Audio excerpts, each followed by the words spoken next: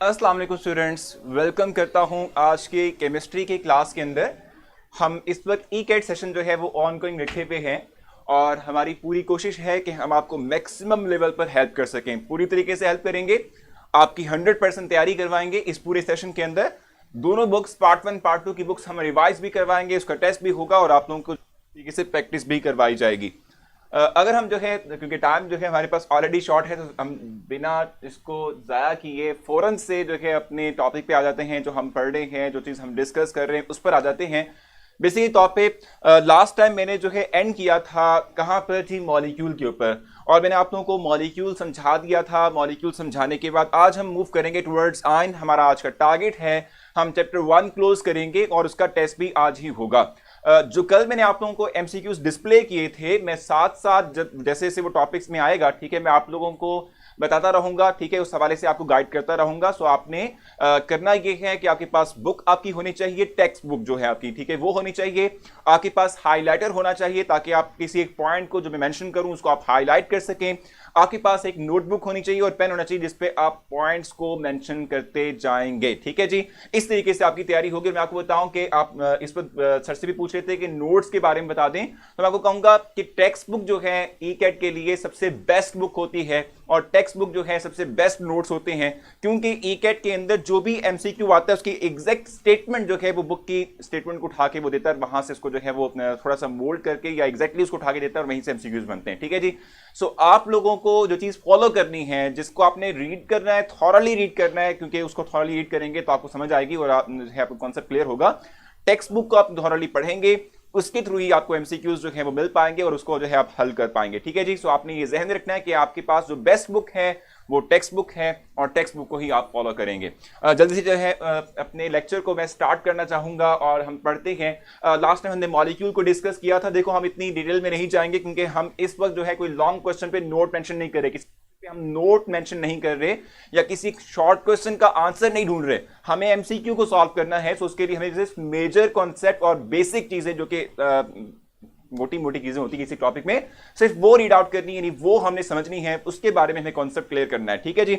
सो हम आयन की बात करेंगे और आप जानते हैं आयन का मतलब क्या होता है। जब भी कोई एक एटम जो है वो इलेक्ट्रॉन लूज करता है या इलेक्ट्रॉन गेन करता है, तो इलेक्ट्रॉन लूज करेगा या गेन करेगा, उस पर क्या आएगा, चार्ज। जब भी कोई चार्ज स्पीशी होगी इसे हम कहते हैं आयन, ठीक है। पॉजिटिव चार्ज हो या नेगेटिव चार्ज हो, जब भी कोई एक स्पीशी जो है वो चार्ज कैरी करेगी, पॉजिटिव या नेगेटिव, तो इस तरह की स्पीशी को हम कहते हैं हमारे पास क्या है, it is simply called as ion. इसको हम आयन का नाम दे रहे होते हैं। केटायन भी हो सकता है, वो एनायन भी हो सकता है, ठीक है जी। और अगर हम बात करते हैं किस चीज की, भाई अगर हम बात करते हैं आयन की, तो हमने कहा कि आयन दो तरह के हो सकते हैं। एक हमारे पास होता है केटायन और एक हमारे पास होता है एनायन, ठीक है। सो केटायन और एनायन ये दो तरह के हमारे पास जो है वो आयन्स हैं, ठीक है। हम फर्स्ट डिस्कस करेंगे रिलेटेड टू केटायन और उसके बाद हम एनायन की तरफ मूव करेंगे। हम ये बात कहते हैं कि जब भी कोई एक एटम जो है, ठीक है, वो इलेक्ट्रॉन लूज कर देता है, इलेक्ट्रॉन जो है दे देता है, ठीक है, तो हम कहते हैं कि इस तरह की जो स्पीशी जो इलेक्ट्रॉन लूज कर देगी तो उसमें पॉजिटिव चार्ज आएगा और पॉजिटिव चार्ज कैरिंग स्पीशी को हम केटायन का नाम देते हैं, ठीक है। जब भी हमारे पास क्या होगा, कोई एक एटम जो है वो इलेक्ट्रॉन लूज कर देगी, इलेक्ट्रॉन दे देगी, तो उस पर क्या आ जाएगा, पॉजिटिव चार्ज आएगा। और पॉजिटिव चार्ज कंटेनिंग स्पीशीज जो है, ठीक है, इनको हम कहते हैं कि हमारे पास ये केटायंस कहलाते हैं, ठीक है जी। ये फर्स्ट हमारे पास क्या आ गया, केटायन, ठीक है। और मैं आपको बताऊं कि केटायन फॉर्मेशन जो है वो हमेशा, यानी कि जब भी किसी एक एटम जो है उसमें से इलेक्ट्रॉन को निकालना हो, हमने इसको लूज करवाना हो, तो हमेशा एनर्जी रिक्वायर होती है। अपने आयनाइजेशन की टर्म पढ़ी हुई है, आयनाइजेशन एनर्जी को पढ़ा हुआ है, उसको डिफाइन भी ऐसे किया था कि whenever we remove an electron from the outermost shell of the gaseous atom, ठीक है, it is called as ionization energy. तो हमेशा रिक्वायर होती है एनर्जी, आयनाइजेशन के लिए एनर्जी रिक्वायर होती है। तो जब भी आप किसी एक एटम के आखिरी शेल में से इलेक्ट्रॉन निकालना चाहेंगे तो ये एक एंडोथर्मिक प्रोसेस ही होगा। और केटायन फॉर्मेशन की जो बेस्ट एग्जांपल्स हैं वो मेटल हैं। आप जानते हैं metals are electropositive in nature, they always have tendency to lose electron and gain positive charge. So metals are the examples of cations, ठीक है जी। एक बात मैंने यहां मेंशन की हुई है, आपको जो है इस टॉपिक में मिलेगा भी, कि जो हमारे पास ग्रुप ऑफ एटम पर मुश्तमिल आयन्स होते हैं जिनको हम रेडिकल्स का नाम दे रहे होते हैं, वर्ड रेडिकल हम यूज करते हैं इनके लिए, ठीक है जी। सो ग्रुप ऑफ एटम्स पर मुश्तमिल जो हमारे पास जो है क्या होते हैं, ग्रुप ऑफ एटम्स पर मुश्तमिल जो हमारे पास जो है केटाइंस होते हैं, ठीक है, दे आर रेयर। रेयर का मतलब क्या होता है कि इनकी एग्जिस्टेंस कम होती है, ये कम मिकदार में नेचर के अंदर पाए जाते हैं। जैसे जैसे एग्जांपल आपकी बुक में जो मेंशन की हुई वो NH4 पॉजिटिव की है। इससे रिलेटेड एक बहुत इंपॉर्टेंट MCQ है, मैं आगे चलते हुए मॉलिक्यूलर आयन को डिस्कस करके उसको आपको ब्रीफ करूंगा, ठीक है जी। अच्छा, उसके बाद फिर अगर हम बात करते हैं एनाइंस की, तो जब भी एक एटम इलेक्ट्रॉन गेन करता है, इस फिनोमिना कहते हैं इलेक्ट्रॉन एफिनिटी। क्या कहते हैं इसको? इलेक्ट्रॉन एफिनिटी का नाम दे रहे होते हैं। तो जब भी कोई एक एटम जो है वो इलेक्ट्रॉन गेन करता है, उस पर नेगेटिव चार्ज आता है, so negative charge carrying species जो है इसको हम एनाइन कहते हैं, एनाइन का नाम दिया जाता है। और एनाइन फॉर्मेशन का जो प्रोसेस है वो एक्सोथर्मिक भी हो सकता है, वो एंडोथर्मिक भी हो सकता है, यानी दोनों प्रोसेस हो सकते हैं, एक्सो भी हो जाएगा या एंडो जो है वो भी जो है वो हो जाएगा, ठीक हो गया। सो एक्सोथर्मिक कब होगा? आप ये बात ध्यान में रखिएगा, सिर्फ यूनिनेगेटिव आयंस जब बनते हैं। यूनिनेगेटिव का मतलब क्या होता है अभी बताता हूं मैं, भी थोड़ा सा जुल्फकार आपने थोड़ा वेट करना है। मैंने आपको बताया यूनिनेगेटिव का मतलब क्या होता है। यूनि मींस वन होता है और नेगेटिव मींस ऐसा आयन, ऐसा एनाइन, ठीक है, जो सिर्फ एक इलेक्ट्रॉन कैरी करके, एक -1 चार्ज कैरी करके आयन में कन्वर्ट हो, इसे हम यूनिनेगेटिव आयन कहते हैं। Just like Cl-1, just like O-1, ठीक है, जस्ट लाइक F-1, ठीक है जी। ये एक इलेक्ट्रॉन गेन करके अपने ऊपर 1 नेगेटिव चार्ज कैरी कर रहे हैं। इस तरह की स्पीशीज को हम कहते हैं, ये हमारे पास सिंपली क्या है, these are called as uninegative ion. और फॉर्मेशन ऑफ यूनिनेगेटिव आयन हमेशा एक्सोथर्मिक प्रोसेस है, यानी कि इससे एनर्जी रिलीज होती है, इससे एनर्जी क्या होती है, सिस्टम से सराउंडिंग में ट्रांसफर होती है, ठीक हो गया। और यूनिनेगेटिव के बाद आप जब आएंगे पॉलीनेगेटिव की तरफ, पॉलीनेगेटिव का मतलब क्या होता है कि जब हम एक इलेक्ट्रॉन ऑलरेडी डाल चुके हैं किसी एटम में, उस पर -1 चार्ज आ चुका है, इसमें अगर हम एक और इलेक्ट्रॉन डालना चाहेंगे तो हम ये नेगेटिव चार्ज आने वाले नेगेटिव चार्ज को रिपेल करेगा, जिसकी वजह से हम कहते हैं कि पॉलीनेगेटिव आयंस, यानी कि डाई, ट्राई और इससे ऑनवर्ड जितने भी हम जो है इलेक्ट्रॉन डाल दें, सारे के सारे एंडोथर्मिक होंगे। क्यों? क्योंकि इलेक्ट्रॉन और जो ऑलरेडी नेगेटिव चार्ज स्पीशी है उसमें आपस में रिपल्शन की फोर्स काज होती है। तो ये चीज आपने ध्यान में रखनी है, सिर्फ यूनिनेगेटिव आयन ही एक्सोथर्मिक होता है। इसकी एग्जांपल्स जो है एनाइन की, ये नॉन मेटल्स होती हैं और ग्रुप ऑफ एटम में जो एनाइंस हैं दे आर अबंडेंट, ज्यादा मिकदार में पाए जाते हैं। आपकी जो है बुक में बहुत सी एग्जांपल्स भी मेंशन की हुई हैं, ठीक है जी। सो ये ओवरऑल एक कंपैरिजन है केटाइन एनाइन का, मैंने आपको जो है समझाया। अब यहां पर एक वर्ड जो कि आइसो इलेक्ट्रॉनिक स्पीशी है, जो मैंने कल आप लोगों को एक MCQ भी दिया हुआ था, ठीक है, उस हवाले से मैं आपको थोड़ा सा ब्रीफ कर देता हूं। जुल्फकार का बहुत वेरिड क्वेश्चन है, आइसो इलेक्ट्रॉनिक स्पीशी, ठीक है, आइसो इलेक्ट्रॉनिक। अब ये आइसो इलेक्ट्रॉनिक मतलब होता क्या है इसका, ठीक है। आइसो इलेक्ट्रॉनिक का मतलब होता है कि हमारे पास एटम या आयंस का एक सेट हो जिनके पास, सबके पास है इक्वल नंबर ऑफ इलेक्ट्रॉन्स हो। मैंने कल आप लोगों को एक ऑप्शन दी हुई थी जो राइट ऑप्शन थी, वो ऑप्शन थी F-1 नियॉन और लास्ट वन था सोडियम +1। ये राइट ऑप्शन थी कल जो मैंने आपको MCQ दिया था कि विच one of the following is iso electronic species, ठीक है। सो मैंने आपको जो है बताया, सर प्लीज आप ये बता दें कि आप किस कोर्स बुक से पढ़ा रहे हैं। तो मैं आपको बता दूं टेक्स्ट बुक से पढ़ा रहा हूं, ठीक है। और मैं आपको बताऊं कि क्वेश्चंस जो हैं वो आप जो टॉपिक से रिलेटेड हो वो करेंगे, मैं वो आपके क्वेश्चंस लूंगा। अगर आपने किसी जो है यूनिवर्सिटी के एडमिशन प्रोसेस की बात करनी है या एडमिशन जो है जो भी क्राइटेरिया उसकी बात करनी है, तो हम 4 बजे फिर मिलेंगे, 4 बजे मैं आपको फिर वहां पे गाइड कर दूंगा, ठीक है। सो फर्स्ट जस्ट हम डिस्कस कर रहे हैं आइसो इलेक्ट्रॉनिक की, और आइसो इलेक्ट्रॉनिक के बारे में हम कहते हैं कि ये वो हमारे पास एटम या आयंस का एक सेट होता है जिनके पास नंबर ऑफ इलेक्ट्रॉन सेम हो। अब इसमें हम देख लेते हैं, फ्लोरीन पे नेगेटिव चार्ज यानी फ्लोराइड आयन, नियॉन और सोडियम प्लस आयन की मैं इस वक्त बात कर रहा हूं। अगर आप फ्लोरीन की बात करते हो तो फ्लोरीन का एटॉमिक नंबर क्या है? 9, ठीक है जी। फ्लोरीन का एटॉमिक नंबर क्या है? 9। इसकी इलेक्ट्रॉनिक कॉन्फ़िगरेशन में पहले शेल में 2 आते हैं, दूसरे शेल के अंदर हम कहते हैं 7 इलेक्ट्रॉन आते हैं। अगर इसमें मैं -1 रख रहा हूं, इसका मतलब ये हुआ कि इस फ्लोरीन ने एक इलेक्ट्रॉन गेन किया हुआ है। अब इसके पास 9 इलेक्ट्रॉन नहीं है, अब इसके पास जो है टोटल नंबर ऑफ इलेक्ट्रॉन 10 हो चुके हैं, ठीक है जी। टोटल नंबर ऑफ इलेक्ट्रॉन 10 हो चुके हैं। नियॉन की बात करते हैं, सो नियॉन का एटॉमिक नंबर है 10, इलेक्ट्रॉनिक कॉन्फ़िगरेशन है 2 और 8, ठीक है। इसके पास भी 10 इलेक्ट्रॉन है, ठीक है। इस तरीके से सोडियम की बात करते हैं, तो सोडियम का एटॉमिक नंबर है 11, ठीक है। इसकी इलेक्ट्रॉनिक कॉन्फ़िगरेशन है 2, 8 और 1। अगर मैं +1 लिख रहा हूं, इसका मतलब ये हुआ कि इसने एक इलेक्ट्रॉन लूज कर दिया है, तो इन तमाम के पास अब इलेक्ट्रॉन सेम है। इस तरह के हम सेट को कहते हैं कि आइसो इलेक्ट्रॉनिक स्पीशी, ठीक है जी।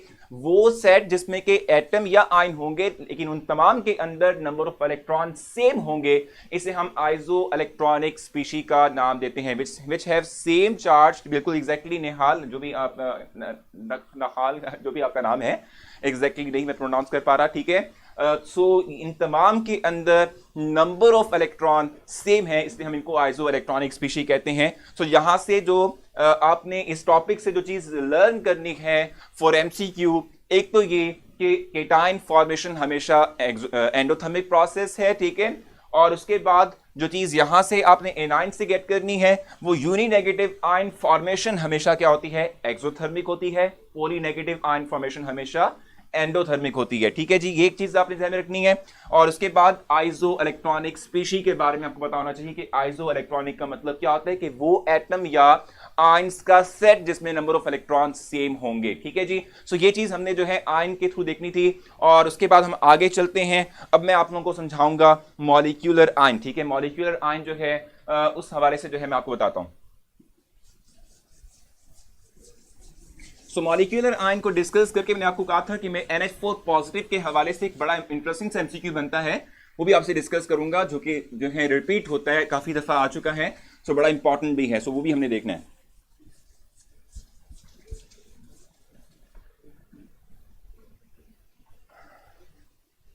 अच्छा, मॉलिक्यूलर आयन की हम इस वक्त बात करेंगे।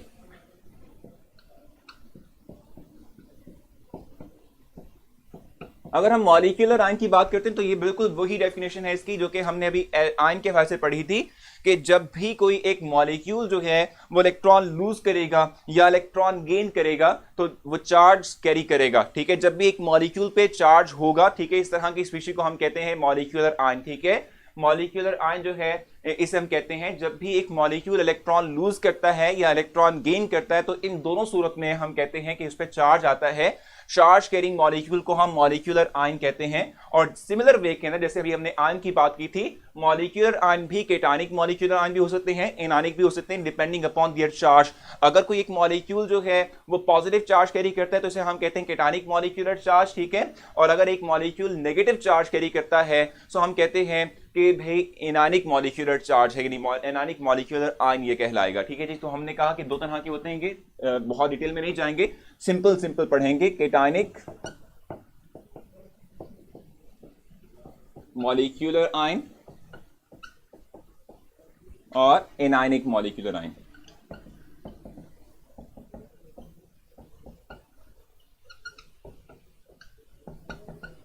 ठीक है, केटानिक कैसे बनते हैं, जब भी एक मॉलिक्यूल इलेक्ट्रॉन लूज करेगा। सो इस तरह की स्पीशी को हम कहते हैं कि हमारे पास क्या केटानिक मॉलिक्यूलर आयन है। एग्जांपल्स आप देख लें, CH4+1, ठीक है। इस तरीके से हमारे पास बहुत सी एग्जांपल्स मेंशन की हुई है, CO+1 है और इसके अलावा N2+1 हो सकता है, ठीक है जी। सो ये तमाम के तमाम वो स्पीशीज हैं कि जो जिसमें मॉलिक्यूल जो है वो इलेक्ट्रॉन लूज कर रहा है और उस पर पॉजिटिव चार्ज है, इसको हम केटानिक मॉलिक्यूलर आयन कहते हैं। एनानिक हमारे पास क्या होंगे, एनानिक मॉलिक्यूलर आयंस के बारे में हम कहते हैं कि जब भी हमारे पास कोई एक मॉलिक्यूल इलेक्ट्रॉन एक्सेप्ट करेगा तो हम कहते हैं कि ये हमारे पास जो है क्या करेगा, एनानिक मॉलिक्यूलर आयन जो है वो फॉर्म करेगा। और एनानिक मॉलिक्यूलर आयन के हवाले से हम कहते हैं कि इनकी एग्जिस्टेंस रेयर है, कम होते हैं ये, और इनकी एग्जिस्टेंस जो है वो ज्यादा है, ये they are more abundant in nature, ठीक है, एंड दे आर रेयर, ठीक है। सो हम कहते हैं, यहां पे लिख देते हैं दीज आर रेयर। ये आपने पॉइंट साथ में लिखते रहना है अपने नोटबुक के ऊपर, हमारे पास टाइम चूंकि शॉर्ट होगा तो जल्दी जल्दी हमने करना है। दीज आर अबंडेंट, ठीक है जी, ये हो गया। अब मैं चाहूंगा कि मैं एक एमसीक्यू आपसे डिस्कस करूं और उसके बाद हम फिर वापस चलेंगे आगे से, जो है मॉलिक्यूलर आयन को थोड़ा सा ब्रीफ करके आगे चलेंगे, ठीक है। अब यहां पर एक बड़ा इंटरेस्टिंग सा एमसीक्यू बनता है, मैं जरा स्टेटमेंट मेंशन कर देता हूं ताकि आप लोगों को क्लियर हो सके। Which one of the following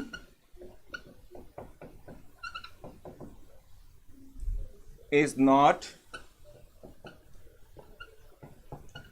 molecular ion, इनमें से कौन सा मॉलिक्यूलर आयन नहीं है, ठीक है। कौन सा जो है मॉलिक्यूलर आयन नहीं है, जरा आप इस पे गौर करें। ए ऑप्शन जो है हमारे पास CH4+1, बी ऑप्शन हमारे पास जो है वो CO+1, सी ऑप्शन हमारे पास जो है NH4+1, ठीक है, और डी ऑप्शन हम कहते हैं हमारे पास क्या होगी, फॉर एग्जांपल N2+1 ही लिख लेते हैं, ठीक है जी। अब आप चूंकि रिसेंटली टॉप पे देख कर आ चुके हैं तो आप तक करके इसका आंसर दे देंगे, लेकिन अगर यही बात मैं आपको टॉपिक पढ़ाने से पहले पूछता तो आप कहते हैं कि जी मॉलिक्यूलर आयन तो बनता है जब कोई एक मॉलिक्यूल जो है वो इलेक्ट्रॉन लूज या गेन करता है। सो आप इसको भी मॉलिक्यूलर आयन ही कंसीडर करते हुए अपने आप को कंफ्यूज कर लेते। NH4+, अभी मैंने बताया था आपको कि ये बेसिकली तौर पे ग्रुप ऑफ एटम पर मुश्तमिल एक केटायन है, नॉट मॉलिक्यूलर आयन, ठीक है, इसको मॉलिक्यूलर आयन नहीं कहेंगे। और ये क्यों मॉलिक्यूलर आयन नहीं है, क्यों मॉलिक्यूलर आयन के अंदर फॉल नहीं करता, इसलिए कि ये जो NH4+1 बना है, ठीक है, ये NH4+1 जो है ये इलेक्ट्रॉन लूज करने से नहीं बना, ठीक है, NH4+1 जो है ये इलेक्ट्रॉन लूज करने से नहीं बना, ये बेसिकली तौर पे बना किस तरीके से है कि NH3 था, ठीक है, इसके पास है लोन पेयर नाइट्रोजन के पास, और इसने H+ आयन को एक्सेप्ट किया है।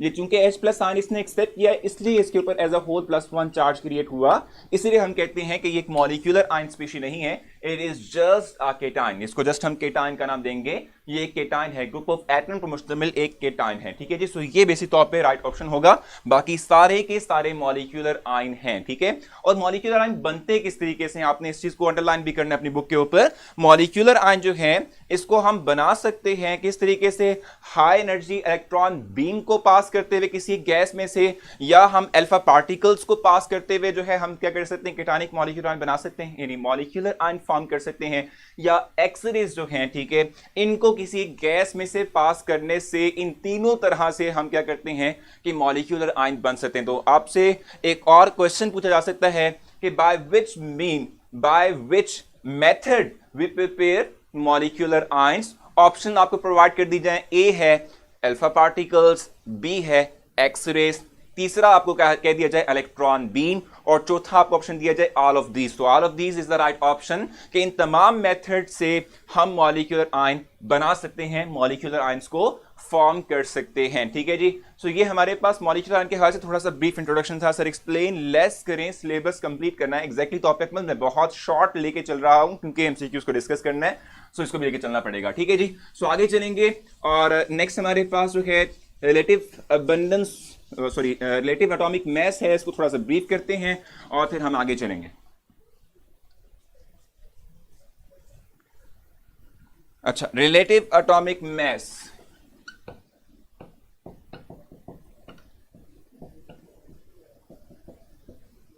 रिलेटिव एटॉमिक मास, ठीक है, इस हवाले से मैं आपको जो है ब्रीफ करूंगा। अब्दुल्ला कह रहे हैं रिपीट कर दें। सो मॉलिक्यूलर आयन की हमने बात की थी, लास्ट जो वर्ड मैंने यूज किया, जो लास्ट लाइन जो मैंने बताई आपको सिर्फ और सिर्फ वो ये थी, sir please tell me CH4+ formation में किस एटम ने इलेक्ट्रॉन जो है वो लूज किया था। सो CH4 एज अ होल हमारे पास ये एक मॉलिक्यूल है, हाइड्रोजन के पास इटसेल्फ एक इलेक्ट्रॉन होता है, ठीक है, जो उसने शेयर किया होता है with carbon atom which is central atom, ठीक है जी। सो यहां पर जो बॉन्ड इलेक्ट्रॉन जो है लूज करने वाली बात है वो बॉन्ड पेयर्स में से जाएगा। ये है ना हमारे पास कार्बन, हाइड्रोजन, हाइड्रोजन, हाइड्रोजन, ये। तो जब हम इस पे अल्फा पार्टिकल्स बम्बार्ड करेंगे, इलेक्ट्रॉन बीम बम्बार्ड करेंगे या एक्स-रेज बम्बार्ड करेंगे, सो ये तमाम चीजें करेंगे क्या कि इन बॉन्ड पेयर्स में से किसी एक इलेक्ट्रॉन को निकाल देंगे। लेट्स सपोज इसको निकाल दिया तो इस पे नेट चार्ज पॉजिटिव आ जाएगा। सो बॉन्ड पेयर में से इलेक्ट्रॉन लूज होगा, क्योंकि कार्बन के पास आउटर मोस्ट शेल में 4 इलेक्ट्रॉन होते हैं, वो सारे यूटिलाइज कर देता है बॉन्ड फॉर्मेशन के लिए। हाइड्रोजन के पास सिंगल एक इलेक्ट्रॉन होता है, तो हम कहते हैं कि ये भी जो है इलेक्ट्रॉन शेयर करके बॉन्ड बनाएगा। सो बॉन्ड पेयर में से इलेक्ट्रॉन लूज होता है, इलेक्ट्रॉन जो है वो बॉन्ड पेयर में से जाएगा, ठीक है जी। रिलेटिव एटॉमिक मास की इस वक्त हम बात करेंगे, और रिलेटिव एटॉमिक मास को एक और नाम देते हैं फ्रैक्शनल एटॉमिक मास।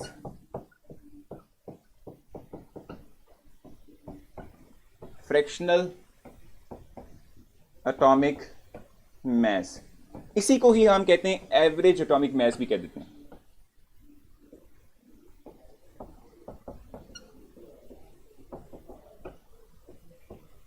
ठीक है भाई। इसको इसी टर्म को हम कहते हैं relative atomic mass, it is also called as fractional atomic mass, it is also called as average atomic mass. इसको रिलेट करूंगा विद एवरेज एटॉमिक मास आगे चलते हुए, बेफिक्र रहें, ठीक है जी। तो ये तीनों टर्म हम एक ही के लिए इस्तेमाल कर रहे होते हैं, ठीक है भाई। अब ये है क्या बेसिक तौर पे, देखो हम एटम की बात करते हैं तो हम कहते हैं एटम का मास जब हम निकालते हैं तो हम इस एटम को, जिसका भी मास निकालना उसको हम किसी स्टैंडर्ड के साथ रिलेट करते हैं। है, इससे रिलेट करते हुए देखते हैं कि कार्बन 1/12 की निस्बत कोई दूसरा एटम कितना हैवियर है, कितना लाइटर है। ठीक है जी, कितना हैवियर होगा और कितना लाइटर होगा। ठीक है, इस हवाले से हम कहते हैं किसी एटम का हम मैस निकालेंगे, जैसे हम रिलेटिव एटॉमिक मैस का नाम दे रहे होते हैं। ठीक है, सिंपल आपसे कहा जाए कि भाई हमारे पास क्या है 35.5, ठीक है, ग्राम या AMU चले कर लेते हैं, AMU atomic mass unit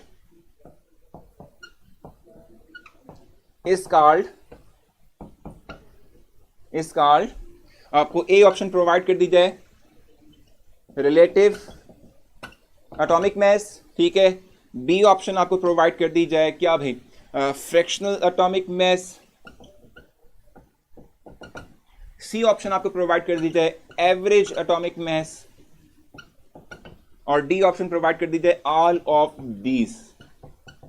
so आप क्या टिक करेंगे, आप टिक करेंगे ऑल ऑफ दीज। ठीक है, ऑल ऑफ दीज जो है इसका राइट ऑप्शन बनेगा। इसी को ही 35.5 AMU जो है, जो कि क्लोरीन का हम जानते हैं कि है एटॉमिक मैस। ठीक है, is called relative atomic mass as well, average atomic mass as well, fractional atomic mass as well, and all of these option is the right option. D option हमारे पास बिल्कुल करेक्ट होगी, इसको हम कहते हैं ये हमारे पास जो है राइट ऑप्शन है। ठीक है जी, सो इस तरीके से बिल्कुल ठीक, बिल्कुल जुल्फकार आपने बिल्कुल ठीक कहा।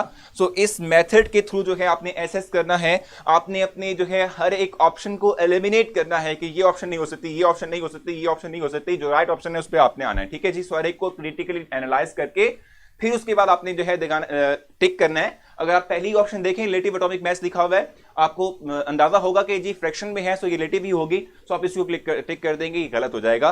तमाम ऑप्शंस को देखें फिर राइट ऑप्शन पर आपने क्लिक करना है। ठीक है जी, सो ये थोड़ा सा ब्रीफ सा मैंने जो है इंट्रोडक्शन दिया है रिलेटिव एटॉमिक मैस का, क्योंकि इसी तरह का ही एमसीक्यू इसमें से बन पाता है और as a whole short question या लॉन्ग तो आता नहीं इसमें। ठीक है जी, सो आगे चलेंगे। और मैंने आपको पहले ही बताया कि नोट्स के लिए आपने बुक से कंसल्ट करना है, text book is the right option. ठीक है, हर एक के लिए राइट ऑप्शन जो है वो टेक्स्ट बुक ही रहेगी, वही आप कंसल्ट करेंगे और वही बेस्ट आप लोगों के लिए है। ठीक है, अब हम बात करेंगे आइसोटोप्स की।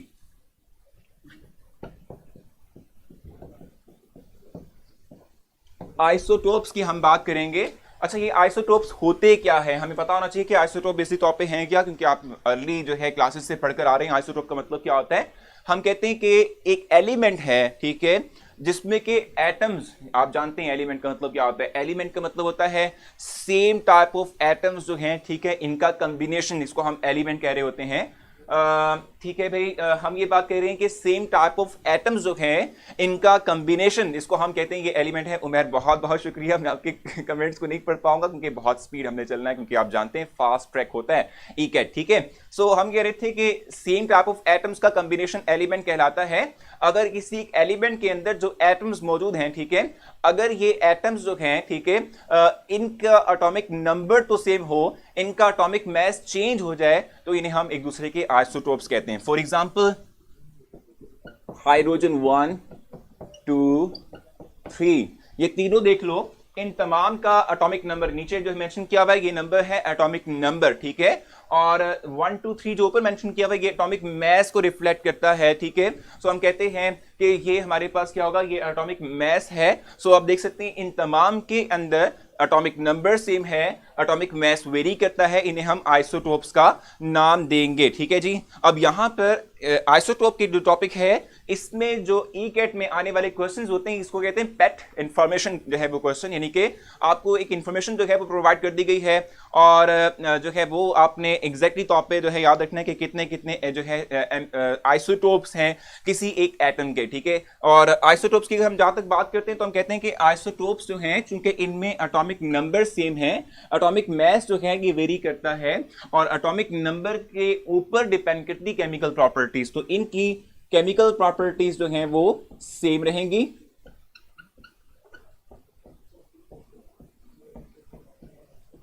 सेम केमिकल प्रॉपर्टीज हैं बट डिफरेंट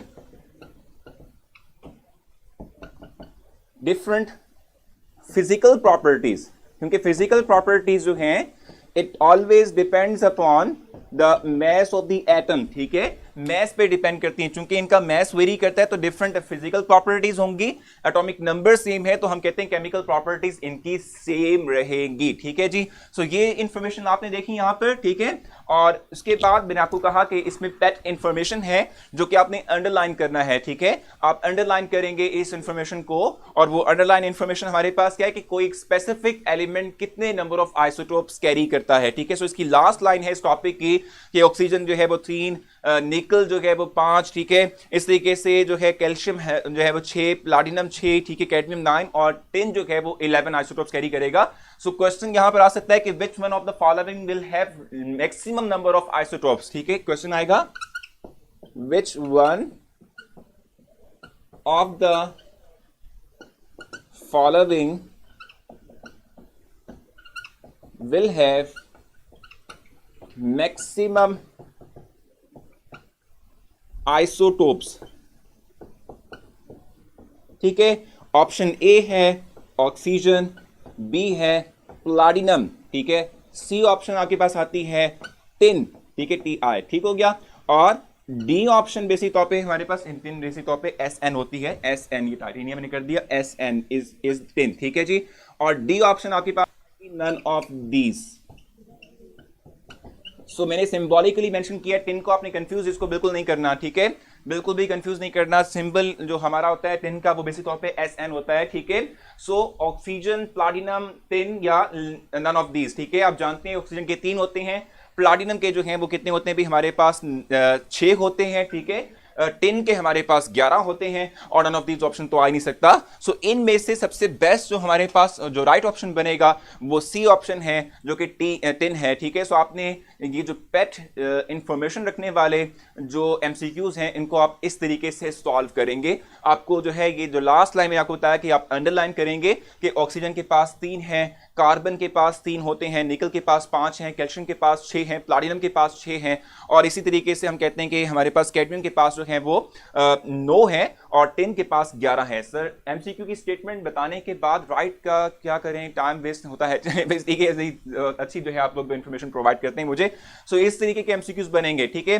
अब हम चलते हैं towards relative atomic mass, relative abundance की, not relative atomic mass, relative abundance की बात करेंगे और उस हवाले से मैं आपको थोड़ा बहुत ब्रीफ करूंगा।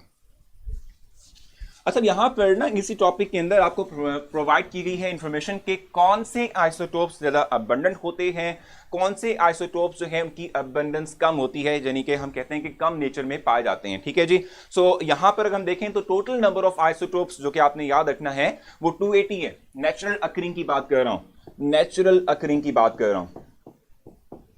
नेचुरल आइसोटोप्स जो हैं वो 280 हैं, ठीक है। आर्टिफिशियल जो होते हैं ये बेसिक तौर पे हैं 300, ठीक है। आर्टिफिशियल तो हम कहते हैं कि हमने खुद से प्रिपेयर किया हुआ है जिनको, ठीक है जी। 280 नेचुरल हैं और जो हमारे पास आर्टिफिशियल हैं, ठीक है, ये बेसिक तौर पे 300 आइसोटोप्स हैं। और अगर हम जो है 280 की बात करें जो नेचुरल अकरिंग है, ठीक है, इसको हम कहते हैं कि ये हमारे पास क्या है, इसमें से 40 आइसोटोप्स जो हैं वो रेडियो एक्टिव भी हैं। इनमें से 40 आइसोटोप्स जो हैं वो क्या है, रेडियो एक्टिव भी हैं। इनको क्या कहते हैं, हम इसको रेडियो एक्टिव आइसोटोप्स भी कहते हैं। सो 280 में से 40 आइसोटोप्स रेडियो एक्टिव होंगे और 300 जो है वो मैन मेड है, आर्टिफिशियल कहलाते हैं। यहां पर ही इसी जो है पैराग्राफ में आपको एक लाइन मिल जाएगी जिसमें हम कहते हैं mono isotopic species, mono isotopic species जिसको आप मिलेगी, ठीक है। मोनो आइसोटोपिक का वर्ड मिलेगा, मैं ये भी एक्सप्लेन कर देता हूं ताकि आपको पता चल जाए। मोनो आइसोटोपिक, क्योंकि ये इंपॉर्टेंट है 4 MCQ। मोनो मींस 1 होता है, वो तमाम के तमाम एलिमेंट्स के जिनके आइसोटोप जस्ट 1 होते हैं, ठीक है, इनको हम मोनो आइसोटोपिक स्पीशीज का नाम देते हैं। यहां आखिर में जाके जो है उसके लिए लिस्ट आपको प्रोवाइड कर दी गई है, जैसे कि जो है आर्सेनिक है, फ्लोरीन है, आयोडीन है, गोल्ड है, ठीक है। आर्सेनिक, फ्लोरीन, ठीक है, आयोडीन और गोल्ड एटसेट्रा मेंशन किया हुआ है। लेकिन जो आपकी बुक में 4 एलिमेंट लिखे हुए इनमें से ही कोई MCQ बन सकता है, इसके अलावा आपको कोई नहीं प्रोवाइड करेगा, ठीक है। फ्लोरीन है, आयोडीन है, आर्सेनिक है और गोल्ड, ठीक है। These are called as mono isotopic species. Question यही बन सकता है which one of the following is mono isotopic species, तो आपको वो इनमें से कोई एक प्रोवाइड कर देगा। बाकी जो है जो क्या कहते हैं ऊपर मौजूद हमारे पास थे जिसमें हम कहते हैं कि एलिमेंट के more than 1 type of isotope nature में एग्जिस्ट करते हैं, वो आपको प्रोवाइड कर देगा और आपको कहेगा इनमें से ऑप्शन बता दो, ठीक है जी। सो ये हमारे पास आ जाएगा, ठीक है। और हम कहते हैं कि हमारे पास जो लास्ट है, ठीक है, हम कहते हैं एटॉमिक नंबर जिनका ऑड होता है। ऑड एटॉमिक नंबर रखने वाले जो हमारे पास एलिमेंट्स होते हैं इनके नंबर ऑफ आइसोटोप्स नेचर में कम होते हैं, ठीक है जी। So odd atomic number, they will carry less number of isotopes, less number of isotopes, ठीक है। और इवन वाले जो होंगे यानी इवन एटॉमिक नंबर और मैस नंबर, ठीक है, दोनों ही हो सकता है, ठीक है। सो ये बेसिक तौर पे हमारे पास क्या होगा, इसको हम कहेंगे कि हमारे पास क्या है, दे विल बी अबंडेंट, ये ज्यादा होते हैं, ठीक है। They will carry more isotopes, ठीक है जी। इनके नंबर ऑफ आइसोटोप्स जो हैं वो नेचर में बकदरे ज्यादा होते हैं, ठीक है। इवन एटॉमिक नंबर, ठीक है, और इवन एटॉमिक मैस रखने वाले जो एलिमेंट्स हैं इनके आइसोटोप्स नेचर में ज्यादा होते हैं, और इन ऑड एटॉमिक नंबर वाले नंबर ऑफ जो एलिमेंट्स हैं इनके नंबर ऑफ आइसोटोप्स कम होते हैं। दोबारा से मोनोटॉमिक का बता दें तो मोनो आइसोटोपिक का मतलब होता है कि वो तमाम एलिमेंट्स कि जिनके सिर्फ एक आइसोटोप होता है इनको हम मोनो आइसोटोपिक स्पीशी कहते हैं। आपने ऊपर जो है अमार ने आपको एग्जाम्पल भी दे दी है, आर्सेनिक है, फ्लोरीन है, आयोडीन है और गोल्ड है, ठीक है। ये बेसिक तौर पे हमारे पास होते हैं जिनको हम मोनो आइसोटोपिक स्पीशीज का नाम दे रहे होते हैं, ठीक है। एग्जाम्पल मेंशन की हुई है यहाँ पर आपकी बुक में, जो है एग्जाम्पल मेंशन की हुई है, जैसे कि ऑक्सीजन है जिसका एटॉमिक मैस जो है वो कितना है हमारे पास, E1 है। इस तरीके से मैग्नीशियम है, ठीक है, जिसका एटॉमिक मैस क्या हमारे पास E1 है, ठीक है। और उसके बाद हमारे पास क्या है, सिलिकॉन है, ठीक है, जिसका एटॉमिक मैस जो हमारे पास है, ठीक है, वो E1 है, ठीक है। और इस तरीके से हमारे पास जो है कैल्शियम है जिसका एटॉमिक मैस हमारे पास क्या है, E1 है। इवन आयरन है, ठीक है, इसका एटॉमिक मैस हमारे पास जो है वो E1 है। सो हम कहते हैं कि ये बेसिक तौर पे कहते हैं इन एलिमेंट्स की अगर हम बात करें तो ये जो है इनकी नेचर में इनके नंबर ऑफ आइसोटोप्स जो हैं वो काफी अबंडेंट होते हैं, ठीक है। हम कहते हैं काफी ज्यादा होते हैं, ठीक है जी। बिल्कुल सही कहा आपने, कॉन्सेप्चुअल बात करते हैं, ठीक है। और अब हम कहें कि इवन वाले कितने हैं, और जो हमारे पास जो है वो तमाम के जो ऑड जो है एटॉमिक नंबर या मैस नंबर कैरी करते हैं, तो हम कहते हैं 154 इवन जो है एटॉमिक मैस एटॉमिक नंबर या एटॉमिक मैस रखने वाले एलिमेंट्स हैं out of 280। 154 even atomic number या इवन एटॉमिक मैस रखने वाले जो हमारे पास जो है क्या कहते हैं एटम्स हैं, ठीक है। अच्छा, बिल्कुल एग्जैक्टली न्यूमेरिकल इंक्लूड है, एग्जैक्टली न्यूमेरिकल इंक्लूड है। अभी हम जा रहे हैं उस तरफ कोई, ठीक है। सो उसको मैं रेस करूंगा और हम मूव करेंगे टुवर्ड्स मैस स्पेक्ट्रोमीटर। बड़ा इंटरेस्टिंग सा टॉपिक है, इससे रिलेटेड हम बात करेंगे, वो बात के जो MCQ होगी वो हम डिस्कस करेंगे। सो मैस स्पेक्ट्रोमीटर हम इस वक्त डिस्कस करने जा रहे हैं।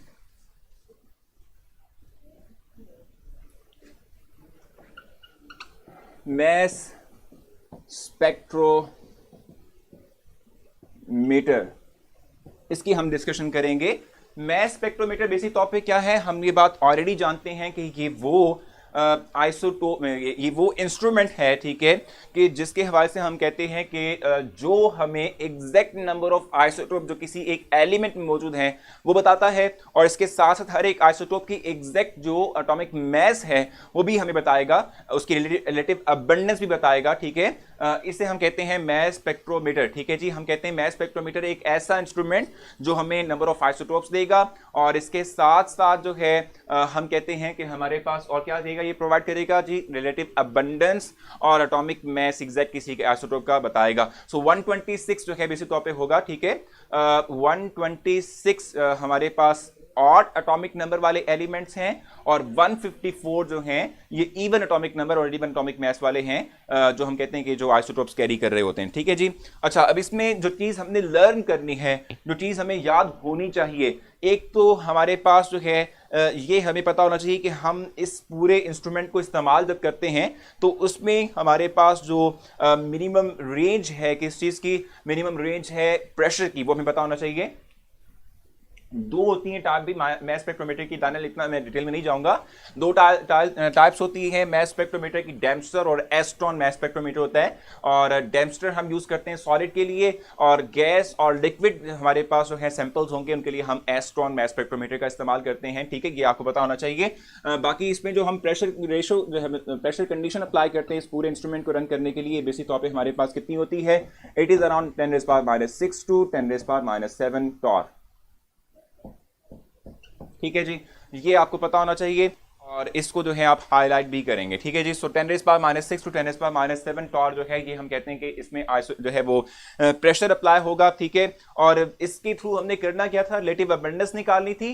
इसके अलावा हम नंबर ऑफ आइसोटोप डिटेक्ट करेंगे किसी एलिमेंट में, और उसके साथ साथ हम उनके एग्जैक्ट एटॉमिक मैसेज जो है वो कैलकुलेट करेंगे। फार्मूला भी बड़ा इंपॉर्टेंट है, m/e is equal to h square, ठीक है जी, h square r square over 2e, ठीक है। ये बेसिक तौर पे हमारे पास फार्मूला है, ठीक है, h स्क्वायर r स्क्वायर, ठीक है, और 2e। अब इसको मैं जरा थोड़ा सा एलेबोरेट करूंगा क्योंकि इससे रिलेटेड जो है वो आपको MCQ आ जाएगा, ठीक है। इस रिलेटेड MCQ आते हैं मोस्ट प्रोबेबली तौर पे, तो इसको हमें थोड़ा सा जो है समझना है। देखो मैं आपको बताऊं, किसी भी हम एलिमेंट की बात करते हैं और हम उस एलिमेंट को केटायनिक स्पीशीज में कन्वर्ट कर दें, यानी केटायन में कन्वर्ट कर दें, तो उसकी स्पेसिफिक कांस्टेंट m/e वैल्यू होगी, ठीक है। ये बात समझ लीजिएगा आप। लेट सपोज हम H प्लस की बात कर रहे हैं, सो H प्लस आयन की जो m/e वैल्यू है वो कांस्टेंट होगी, वो चेंज नहीं हो सकती। m/e value for H plus ion same रहेगी, चेंज नहीं होगी, ठीक है। उसका मैस भी कांस्टेंट है, उस पर चार्ज जो आ रहा है वो भी सेम कांस्टेंट ही रहेगा, ठीक है। अब अगर हम इस इंस्ट्रूमेंट को रन करते हुए, इस प्रोसेस को अप्लाई करते हुए, अगर हम इलेक्ट्रिक फील्ड को कांस्टेंट कर दें और मैग्नेटिक फील्ड बढ़ा दें, ठीक है ना, आपने ये बात देखी भी इस टॉपिक के अंदर, अगर मैं इलेक्ट्रिक फील्ड को कांस्टेंट करता हूं और मैग्नेटिक फील्ड को बढ़ा देता हूं, तो ओवरऑल फ्रैक्शन की वैल्यू इसके इक्वल ही रहनी है। जैसे लेट सपोज इस फ्रैक्शन की m/e की वैल्यू लेट सपोज 2 है, सो यहां पर जब इसको मैं सॉल्व करूंगा तो इसको सॉल्व करके मेरे पास आंसर 2 कांस्टेंट ही आना चाहिए, जितना मर्जी मैं इनमें पैरामीटर्स को चेंज कर लूं, ठीक है। सो अगर मैं मैग्नेटिक फील्ड की वैल्यू को बढ़ाता हूं, ठीक है, और इलेक्ट्रिक फील्ड की वैल्यू को चाहे कांस्टेंट कर देता हूं, तो फिर आर पे क्या इंपैक्ट होगा ये जरा देखना है। मैं यहां ऑप्शन लिख देता हूं कि व्हाट हैपेंस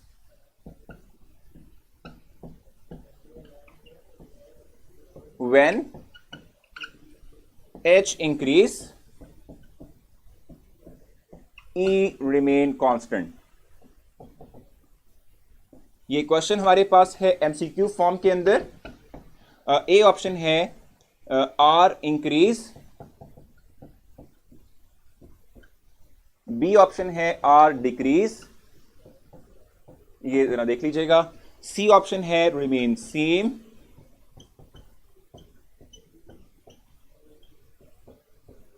और डी ऑप्शन है नो इफेक्ट, यानी वही रिमेन सेम वाली बात हो जाएगी। ये दो ऑप्शंस हमारे पास ऑलमोस्ट सेम है, लेकिन जस्ट कंफ्यूज करने के लिए, ठीक है भाई। सो अब देखना ये है कि जो मैग्नेटिक फील्ड की स्ट्रेंथ है उसको बढ़ाने से और E को कांस्टेंट रखने से R पे क्या इफेक्ट होता है ये हमें देखना है, ठीक है। जरा ऑप्शन भी इस निशान ने सामने कर दी हमारे। मैंने आपसे कहा कि ये वैल्यू तो कांस्टेंट रहेगी, इसको हमें चेंज नहीं करना, और अगर ये कांस्टेंट वैल्यू है तो इनका आंसर भी हमें इसी के इक्वल लेकर आना है। अगर मैं इसको सेम रख रहा हूं, इसको बढ़ा रहा हूं, तो R हमेशा कम होगा कि इसके डिक्रीज होने से ओवरऑल जो नोमिनेटर की वैल्यू है वो उतनी ही एडजस्ट हो जाए। देखो फॉर एग्जाम्पल मैं बात कर रहा हूं, लेट सपोज इन दोनों का प्रोडक्ट है 2, ठीक है। इन दोनों का प्रोडक्ट हमारे पास क्या, लेट सपोज हम इसको 2 करते हैं, क्या इसको हम 4 कर लेते हैं, ठीक है। इन दोनों का प्रोडक्ट है 4, इन दोनों की बात कर रहा हूं। अब मैं इसकी बात कर रहा हूं, ठीक है, इन दोनों की बात कर रहा हूं। अगर मैं लेट सपोज कहता हूं कि ये मेरे पास कितने थे भाई, 4 इंटू 2, ये हमारे पास कितने भाई 4 इंटू 2, ठीक है जी। सो अब यहां पर क्या होगा, अब 4 इंटू 2 की बात करें तो ये बनता है 8, 8 divided by 4 will give us 2, ठीक है। अब मैं कहता हूं कि मैं अगर इस नंबर को छेड़ूंगा, इस नंबर को मैं चेंज करूंगा, तो ये इस तरीके से अपने आप को मॉडिफाई करेगा कि ओवरऑल फ्रैक्शन की वैल्यू सेम रहे। अगर लेट सपोज मैं इस नंबर को बढ़ा देता हूं, मैं करता हूं 8, तो जो साथ में नंबर मल्टीप्लाई हो रहा है ये कितना हो जाएगा, ये कितना हो जाएगा हमारे पास, इस तरीके से अपने आप को मोल्ड करेगा। फॉर एग्जाम्पल हम इस तरह कर लेते हैं, ये 16 हो गया, ये हमारे पास 1/2 हो गया, और ये 4 ही है। अब भी रिजल्ट आपके पास कितना आएगा, वही 2 ही आएगा। तो हम कहते हैं कि H को आप इंक्रीज करते हो, सो R अपने आप को इस तरीके से डिक्रीज करेगा कि ओवरऑल नोमिनेटर की वैल्यू सेम रहे, और हम कहते हैं कि फिर जो फ्रैक्शन है उसकी ओवरऑल वैल्यू पे कोई फर्क ना पड़े, सो डिक्रीज आएगा, R विल डिक्रीज। सो हम सिंपली कह सकते हैं कि यहां पर जो हम कहते हैं रिलेशन है बिटवीन हाइड्रोजन, यानी कि not hydrogen, it is magnetic field. So magnetic field inversely proportional है R के, मैग्नेटिक फील्ड इनवर्सली प्रोपोर्शनल है R के, ठीक है, और इलेक्ट्रिक फील्ड डायरेक्टली प्रोपोर्शनल है R के। ये चीज आपने मेंशन कर लेनी अपने पास इस बुक में, यानी जहां पर ये लिखा हुआ है आपने लिख लेना है। ये बड़ा ट्रिकी सा जो है एक पॉइंट है जो कि आपको नहीं पढ़ाया जाता। मैग्नेटिक फील्ड इनवर्सली प्रोपोर्शनल है रेडियस के और इलेक्ट्रिक फील्ड डायरेक्टली प्रोपोर्शनल है रेडियस के। तो आपने ये चीज ध्यान में रखनी है, ठीक है जी। सो आगे चलूंगा और नेक्स्ट पॉइंट डिस्कस करूंगा। कल आपको एक एमसीक्यू आया था रिलेटेड टू एस्ट्रॉन स्पेक्ट्रोमीटर कि उसमें कितने पार्ट्स होते हैं, एस्ट्रॉन स्पेक्ट्रोमीटर में कितने पार्ट्स होते हैं। ये आपको कल एमसीक्यू आया था, आपने उसका राइट ऑप्शन भी दिया होगा, वो 5 है। 5 इज द राइट ऑप्शन। कौन कौन से हो सकते हैं? पहला आयनाइजेशन चैम्बर है, उसके बाद फिर हम कहते हैं हमारे पास क्या होगा, एक्सेलरेटर है, ठीक है, एक्सेलरेट करवाता है जो, ठीक है, एक्सेलरेटर है, ठीक है। उसके बाद फिर हमने मैग्नेटिक फील्ड अप्लाई की हुई है, ठीक है, मैग्नेटिक फील्ड अप्लाई करने से वो E/m की वैल्यू पर सेपरेट करेगा। फिर से समझाता हूँ, नहीं थोड़ा सा वेट करेंगे आप, अभी तो आपने वैसे ऑप्शन भी दिया हुआ है, नहीं चले कोई और है, ठीक है। अच्छा, एक आयनाइजेशन चैम्बर है, एक एक्सेलरेटर है, एक हमारे पास मैग्नेटिक फील्ड है, एक आयन कलेक्टर है और एक जो है हम कहते हैं कि जो हमें रिजल्ट यानी आउटपुट प्रोवाइड करता है, ठीक है जी। तो मैं आपको ये बात कह रहा हूं, 5 जो है टोटल चैम्बर्स हैं मैस स्पेक्ट्रोमीटर में, एस्ट्रॉन स्पेक्ट्रोमीटर में, मैंने आपको गिनवा भी दिए।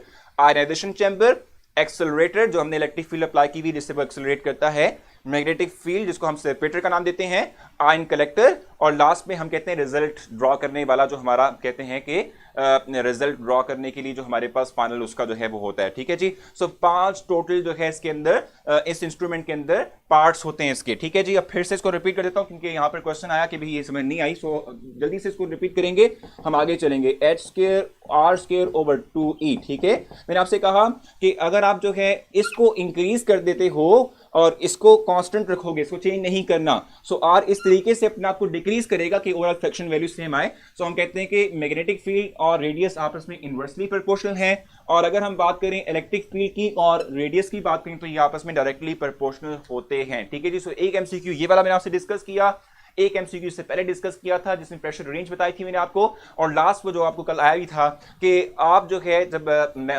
मैस स्पेक्ट्रोमीटर की बात करते हैं तो उसमें कितने पार्ट्स उसके होते हैं, तो 5 टोटल होते हैं, ठीक है जी। आगे चलेंगे, थोड़ा सा ग्राफ के बाद से एलैबोरेट करूंगा और फिर हम आगे चलेंगे।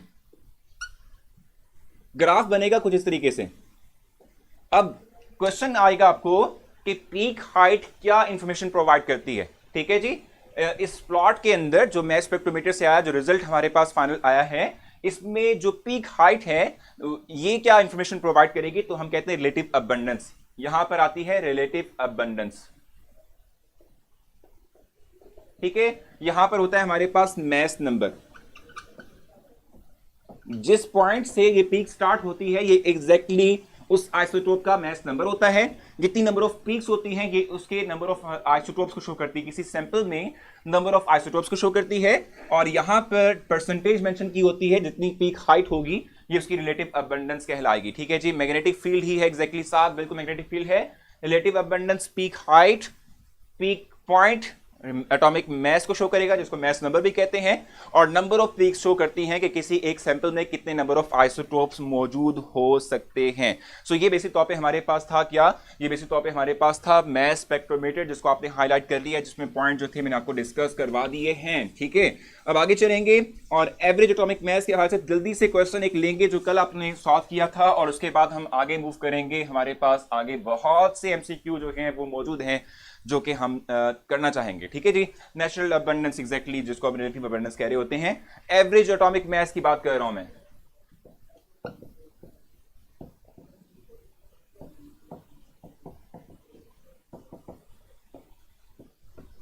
ठीक है। अब आपको मैंने कल जो है एक एमसीक्यू प्रोवाइड किया था, एक एमसीक्यू जो है वो मैंने आपको दिया था। मैं चाहूंगा कि मैं जो है उस एमसीक्यू को आपसे जो है डिस्कस कर लूं जल्दी से, और उसके बाद फिर हम जो है आगे चलेंगे।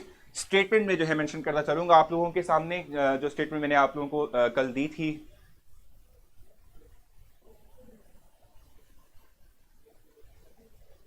अच्छा, the relative atomic mass of boron which consist of isotope. अब यहां पर आइसोटोप जो आपको प्रोवाइड किए थे बोरॉन के वो 5 और 10 थे, और बोरॉन का 5 और 11, ठीक है जी।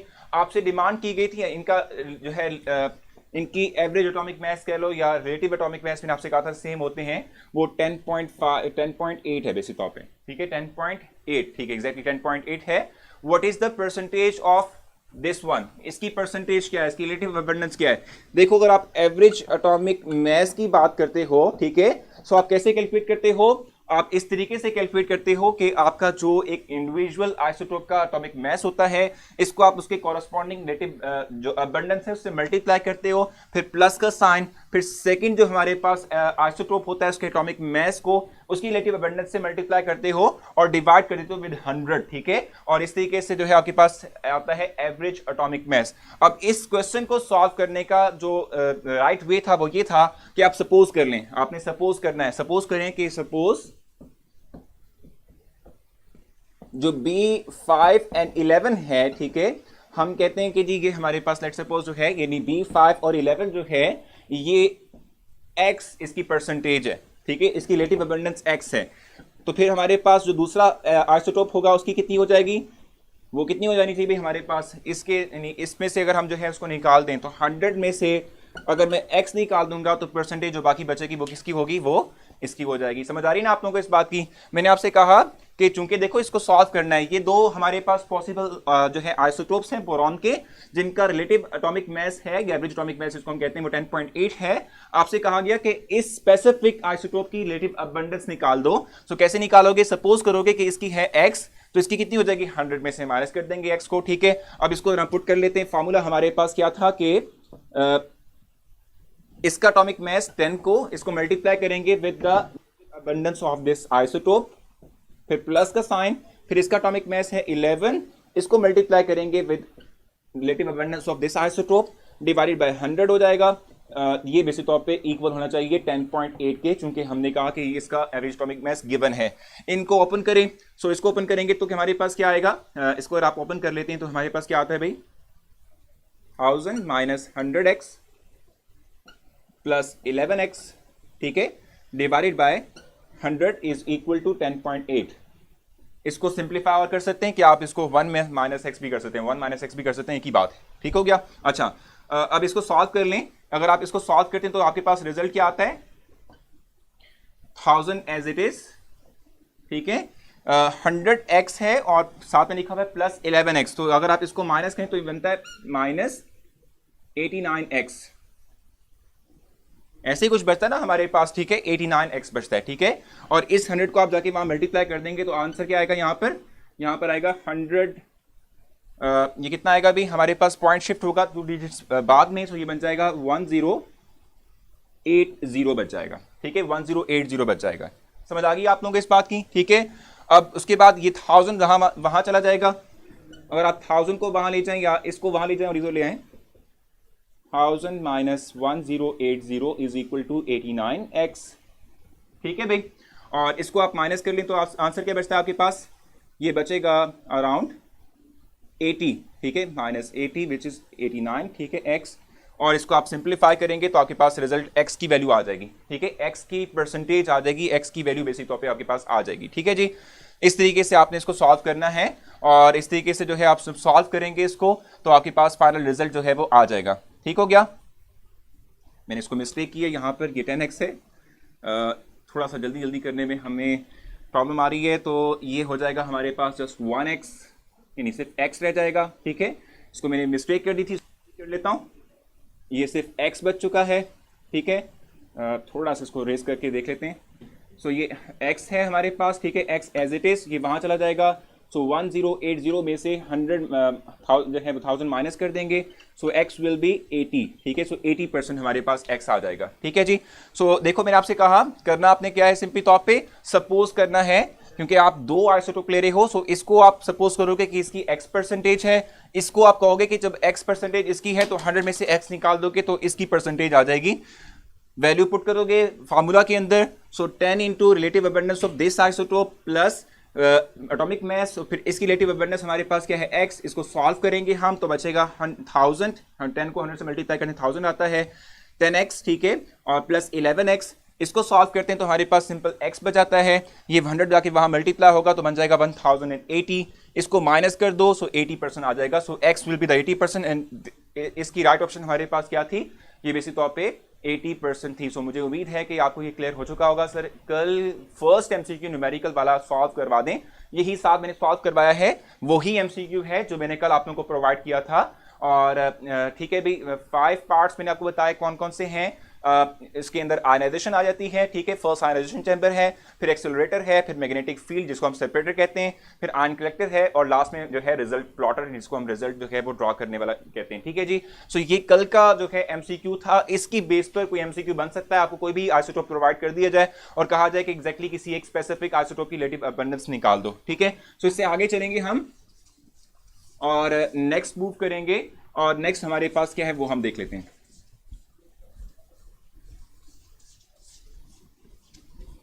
सो नेक्स्ट हमारे पास जो है बेसिक तौर पे इंपेरिकल फार्मूला और मॉलिक्यूलर फार्मूला, ये तो हो गया। अच्छा ठीक है, इंपेरिकल फार्मूला और मॉलिक्यूलर फार्मूला है, ये हमने जो है देखना है। इस हवाले से मैं आप लोगों को थोड़ा सा ब्रीफ करूंगा।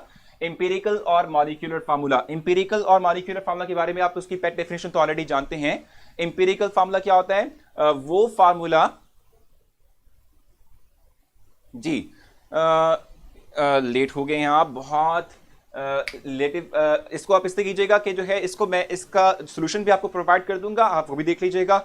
अगर कोई कंफ्यूजन रह भी जाए तो आप बाद में मुझसे पूछ सकते हैं मैसेंजर के थ्रू। से टेस्ट में कैलकुलेटर वगैरह अलाउ नहीं होता, बिल्कुल अलाउ नहीं होता। मैंने विदाउट कैलकुलेटर ही इसको जो है सॉल्व किया था आपके सामने। ठीक है, अच्छा मैं आपसे कह रहा था कि हमारे पास दो तरह के फार्मूला होते हैं, एक हमारे पास इंपेरिकल फार्मूला है, एक हमारे पास मॉलिक्यूलर फार्मूला है। ठीक है, इंपेरिकल फार्मूला क्या होता है? जो कि हम कहते हैं कि जिस ऐसे फार्मूला जिसके अंदर हमारे पास जो एलिमेंट्स हैं इनकी सिंपलेस्ट रेशो हो, इसे हम इंपेरिकल फार्मूला कहते हैं। और मॉलिक्यूलर फार्मूला क्या होता है? वो फार्मूला, ठीक है, कि जो एग्जैक्ट नंबर ऑफ एटम्स को शो करता होगा, इसे हम कहते हैं ये हमारे पास क्या है, इसको हम कहेंगे ये हमारे पास जो है हमारे पास क्या होगा भाई, ये एग्जैक्टली मॉलिक्यूलर फार्मूला होगा। ठीक है, ठीक है भाई, उबैद डोंट डिस्ट्रैक्ट। चलें सही है भाई, आप लोग आपस में डिस्कशन करेंगे तो फिर डिस्ट्रैक्शन जाहिर सी बात होगी। ठीक है, अच्छा सो मॉलिक्यूलर और इंपेरिकल फार्मूला के बारे में आपको थोड़ा सा ब्रीफ किया है, उसका एक हम जो है एग्जांपल भी देख लेंगे न्यूमेरिकल वाइज। ठीक है, अब मैं आपको बता रहा हूं कंबशन एनालिसिस।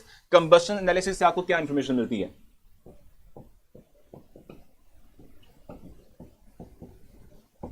ठीक है, कंबशन एनालिसिस आपको क्वांटिटेटिव जो है वो कहते हैं क्वांटिटेटिव जो है वैल्यू प्रोवाइड करता है, क्वांटिटेटिव जो है जो एनालिसिस है, ठीक है, वो आपको प्रोवाइड करता है। ठीक है, एक होता है क्वालिटेटिव, एक होता है क्वांटिटेटिव। सो कंबशन एनालिसिस बेसिक तौर पे क्वांटिटेटिव वैल्यू जो है एनालिसिस प्रोवाइड करता है। ठीक है, क्वांटिटेटिव एनालिसिस आपको कंबशन एनालिसिस प्रोवाइड करेगा, और इसी के ही थ्रू हम इंपेरिकल फार्मूला कैलकुलेट करते हैं।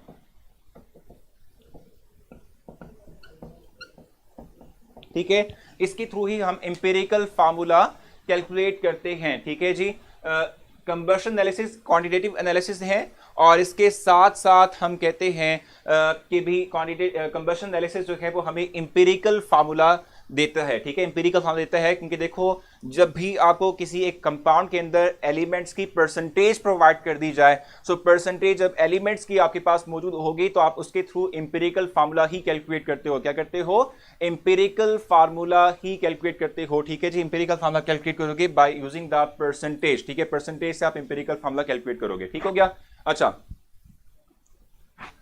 ठीक है। अच्छा देखो मैं आपको बता दूं थोड़ा सा, क्योंकि आपने बार बार क्वेश्चन कर रही है, सो डेम्पस्टर की वो बात कर रही है। डेम्पस्टर चूंकि हम सॉलिड सब्सटेंसेस के लिए यूज करते हैं, सॉलिड सैंपल के लिए यूज करते हैं, और हमेशा मैस स्पेक्ट्रोमीटर में जो सैंपल रन होता है वो क्या कहते हैं, वोलेटाइल फॉर्म के अंदर यानी कि गैसियस फॉर्म के अंदर होता है। ठीक है, सो जो यूजुअल हमारा मैस स्पेक्ट्रोमीटर होता है उससे एक एक्स्ट्रा चैम्बर होता है उसके अंदर, जिसको हम टोटल इसको कहेंगे 6 होते हैं। इसमें फर्स्ट वन जो होता है वो वेपराइज करता है, सब्सटेंस को वेपराइज करेगा। ठीक है जी, अच्छा सो कंबशन एनालिसिस मैंने आपको बता दिया कि ये क्वांटिटेटिव एनालिसिस है, और ये आपको इंपेरिकल फार्मूला प्रोवाइड करेगा। एक और चीज जो आपने अपने जहन में रखनी है, नोट डाउन करनी है, और वो क्या है कि वाटर एब्जॉर्प्शन किस में होती है? ये बेसिक तौर पे हमारे पास होती है MgClO4 में, फुल ट्वाइस। ठीक है जी, इसमें होती है। और कार्बन डाइऑक्साइड की जो एब्जॉर्प्शन है it will be done in 50% KOH। So just आपको ये चीजें मेमोराइज रखनी है फॉर कंबशन एनालिसिस।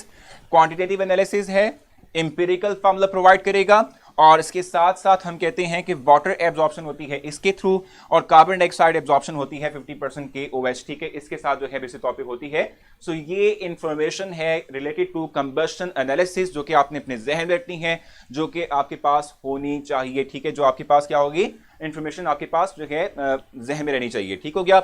अच्छा, अब इसके थ्रू हम करने क्या लगे हैं, इसके थ्रू हम आगे चलेंगे और समहाउ थोड़ा सा जो है आगे डिस्कस करते हैं, थोड़ा सा जो है आगे चलते हुए हम बात करेंगे रिलेटेड टू एम्पिरिकल और मॉलिक्यूलर फार्मूला। मैंने अभी आपको बताया भी, ठीक है जी। सो एम्पिरिकल और मॉलिक्यूलर फार्मूला में आपके सामने एक छोटी सी जो है एग्जांपल जो है वो कोट करना चाहूंगा, और उसके बाद फिर हम जो है उससे आगे मूव करेंगे और उससे जो है आगे चलेंगे, ठीक है जी।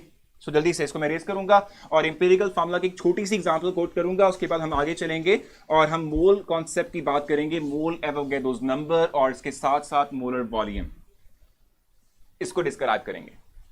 अच्छा, सो मैं आपको ये बता रहा था कि एम्पिरिकल फार्मूला का जो है क्वेश्चन किस तरीके से बन सकता है। आपको वो करेगा क्या कि वो आपको एक एलिमेंट, दो एलिमेंट या तीन एलिमेंट को के स्टेटमेंट है ना, स्टेटमेंट जो है ना उसके अंदर आपको उसके परसेंटेज प्रोवाइड कर देगा और आपसे कहेगा कि विच one of the following is the empirical formula for that particular compound, ठीक है। सो आपने करना क्या है बेसिक तौर पे, एग्जांपल मैं कोट कर रहा हूं, हाइड्रोजन की लेट्स सपोज परसेंटेज है 5.95%, ठीक है जी, और 5.50% इसके बाद, ठीक है, कार्बन की परसेंटेज हमारे पास जो है बल्कि ऑक्सीजन की यहाँ पर है, ठीक है, ऑक्सीजन की है 29.06%, ठीक है, और कार्बन की जो परसेंटेज है वो 65.44% है।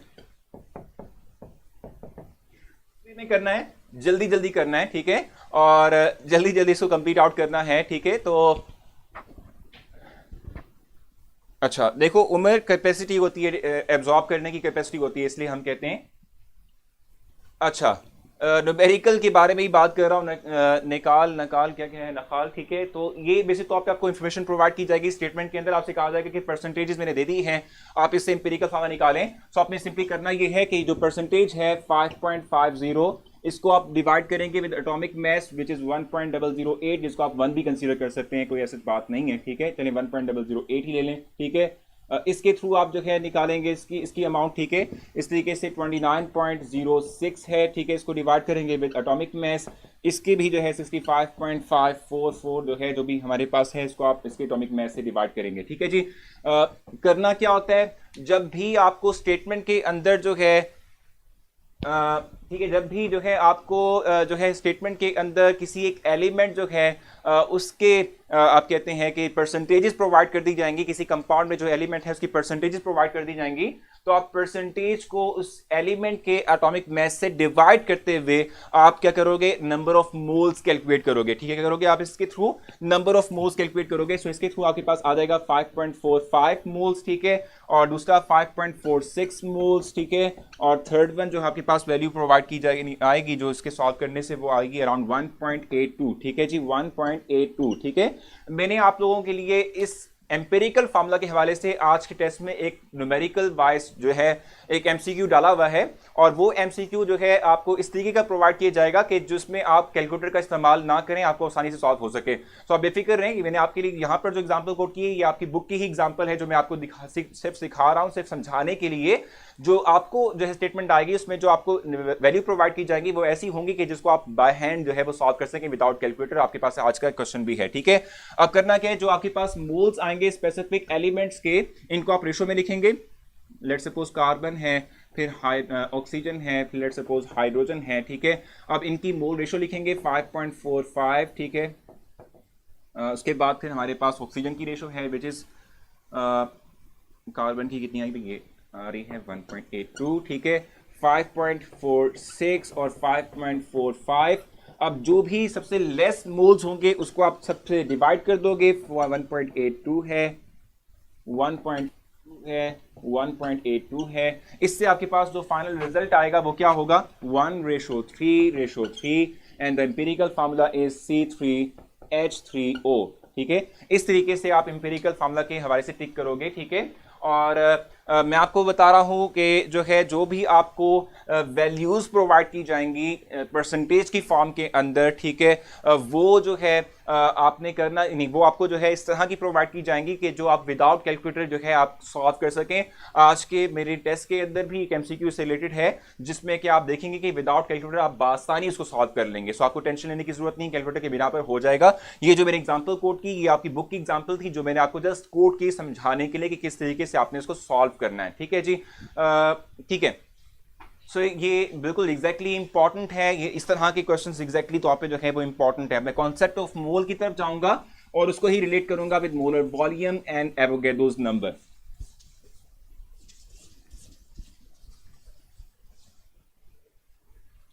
अच्छा, अब हम कॉन्सेप्ट ऑफ मोल पढ़ेंगे, साथ में एवोगैड्रोस नंबर और साथ में मोलर वॉल्यूम कॉन्सेप्ट पढ़ेंगे। आप ये बात जानते हैं सर कार्बन तो 1 है, 1 क्या मतलब 1 कैसे हुआ, जरा देख लेना इसको दोबारा से। ठीक है, अच्छा मैं आपको बता रहा हूं कि कॉन्सेप्ट ऑफ मोल की हम इस वक्त बात कर रहे हैं। तो कॉन्सेप्ट ऑफ मोल जो है उसमें अगर हम देखें तो जो है हम कहते हैं कि जब भी हम किसी एक एटम के एटॉमिक मास को ग्राम में लिखेंगे, मॉलिक्यूल के मॉलिक्यूलर मास को ग्राम में लिखेंगे, फार्मूला यूनिट मास को ग्राम में लिखेंगे, तो हम कहते हैं कि हमारे पास क्या होगा कि वो स्पेसिफिक स्पीशीज जो है उसकी अमाउंट टोटल 1 मोल के इक्वल होगी। ठीक है, 1 मोल के इक्वल होगी। ठीक है जी, हम कहते हैं कि हाइड्रोजन है, इसका एटॉमिक मास 1.008 है ग्राम में, ये 1 मोल है।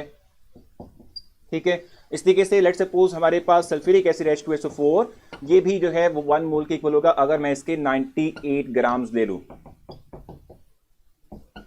ठीक है भाई, तो ये 1 मोल के इक्वल होगा। ठीक है, अच्छा अब इंपॉर्टेंट चीज क्या है जो इसमें हमने लर्न करनी है? इंपॉर्टेंट चीज है आपके पास पता होना चाहिए, आपको फार्मूला शॉर्टकट्स पता होना चाहिए कि किस तरीके से जो है आपने इसको सॉल्व करना है, किस तरीके से जो है आप इसका रिजल्ट निकालेंगे, शॉर्टकट आपको पता होना चाहिए। मैं फार्मूला मेंशन कर रहा हूं।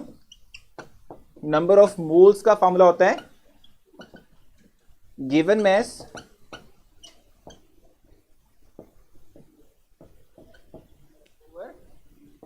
मोलर मास या एटॉमिक मास जो भी हो सकता है। ठीक है, इससे आप नंबर ऑफ मोल्स निकाल सकते हैं। नंबर ऑफ पार्टिकल्स वो कैसे निकालेंगे भाई? नंबर ऑफ मोल्स, इसको आप मल्टीप्लाई करोगे विद 6.02 × 10⁻23 से। ठीक है, और अगर आपने वॉल्यूम निकालना तो फिर कैसे निकालेंगे? वॉल्यूम वो आप इस तरीके से निकालेंगे कि जो भी नंबर ऑफ मोल्स आपके पास हैं इसको मल्टीप्लाई करोगे विद 22.414 dm³ के साथ। ठीक है, आपको अगर नंबर ऑफ मोल्स निकालने हैं सो वो आपने given mass divided by molar mass करना है। नंबर ऑफ पार्टिकल्स निकालें तो नंबर ऑफ मोल्स को आप 6.02 × 10⁻23 से मल्टीप्लाई करेंगे। वॉल्यूम है तो नंबर ऑफ मोल्स इंटू जो है 22.414 dm³ से आप मल्टीप्लाई करेंगे। भाइयों गलती, अच्छा देखो मैं आपको बता दूं, वहां पर मेरे ख्याल से जो मेरे परसेंटेज मेंशन की थी वो कार्बन की जो है वो एग्जैक्टली तौर पे 1 पॉइंट कितनी थी भी 5 पॉइंट जो है 45 थी। तो अगर आप उसके थ्रू सॉल्व करेंगे तो आपके पास कार्बन 3 ही आएगा। ठीक है, मैंने एग्जाम्पल जो कोट की थी आप लोगों को, वो एग्जाम्पल नंबर 5 है बुक की, जिसको मैंने जस्ट एग्जाम्पल के तौर पे कोट की थी, जिसके थ्रू मैं आपको समझा हूँ कि भाई किस तरीके से आपने गिवन परसेंटेजेस के तहत एम्पेरिकल फार्मूला कैलकुलेट करना है तो वो आ जाएगा। ठीक है भाई, अच्छा अच्छा सो ये देख लें भाई कि सर जी 2. अच्छा देखो मैं आपको बताऊं जोहेब, 2 तरह के होते हैं। एक होता है हमारे पास हाइड्रोजन गैस जो कि मॉलिक्यूलर डायटोमिक मॉलिक्यूलर फॉर्म में होती है, H2 की फॉर्म में होती है। इस वक्त मैं हाइड्रोजन एटम ले रहा हूं। हाइड्रोजन एटम का एटॉमिक मास 1.008 होता है, 1.008 होता है ये एटॉमिक मास है एक हाइड्रोजन का सिंगल का, तो ये 1 मोल होगा। मैं जब H2 की बात करूंगा तो वो 2.016 ग्राम हो जाएगा। ठीक है सर, पार्टिकल्स का मतलब एटम्स हैं मॉलिक्यूल्स हैं फार्मूला यूनिट्स हैं। ठीक है जी, नंबर ऑफ पार्टिकल्स का मतलब है एटम्स मॉलिक्यूल्स या फार्मूला यूनिट्स, ये अंडरस्टूड होना चाहिए। ये आपके पास फार्मूला है। अच्छा, अगर आपको जो है क्या कर दिया जाए, नंबर ऑफ पार्टिकल्स प्रोवाइड कर दिए जाए और आपसे डिमांड की जाए कि आप नंबर ऑफ मोल्स निकालो, तो फिर किस तरीके से आप निकालोगे? Number of moles equals to 6.02 × 10⁻23 और उसको आप डिवाइड करोगे किसके साथ? ठीक है, इसको आप जो भी गिवन आपके पास होंगे ना, अगर आपने नंबर ऑफ मोल्स निकालने हैं तो आप क्या करोगे? जो भी आपके पास गिवन नंबर ऑफ पार्टिकल्स हैं, जो भी आपको पार्टिकल्स प्रोवाइड किए जाएंगे उनको डिवाइड कर दोगे विद 6.02 × 10⁻23 से। ये देखिएगा फ्रेम से बाहर तो नहीं चला गया? नहीं आ गया बस, ठीक है। एग्जैक्टली ये फ्रेमिंग है, ठीक है। सो नंबर ऑफ मोल्स कैसे निकालोगे? अगर आपको जो है नंबर ऑफ पार्टिकल्स प्रोवाइड कर दिए जाएं तो किस तरीके से आप नंबर ऑफ मोल्स कैलकुलेट करोगे? पार्टिकल्स डिवाइडेड बाय 6.02 × 10⁻23, ठीक है। इससे आप नंबर ऑफ मोल्स निकाल सकते हैं अगर आपको नंबर ऑफ पार्टिकल्स प्रोवाइड किए गए हों, ठीक है। और अगर आपको जो है वॉल्यूम प्रोवाइड किया जाए और आपसे कहा जाए नंबर ऑफ मोल्स निकाल दो, तो कैसे निकालोगे? Number of moles equals to given volume, जो गिवन वॉल्यूम आपका होगा वो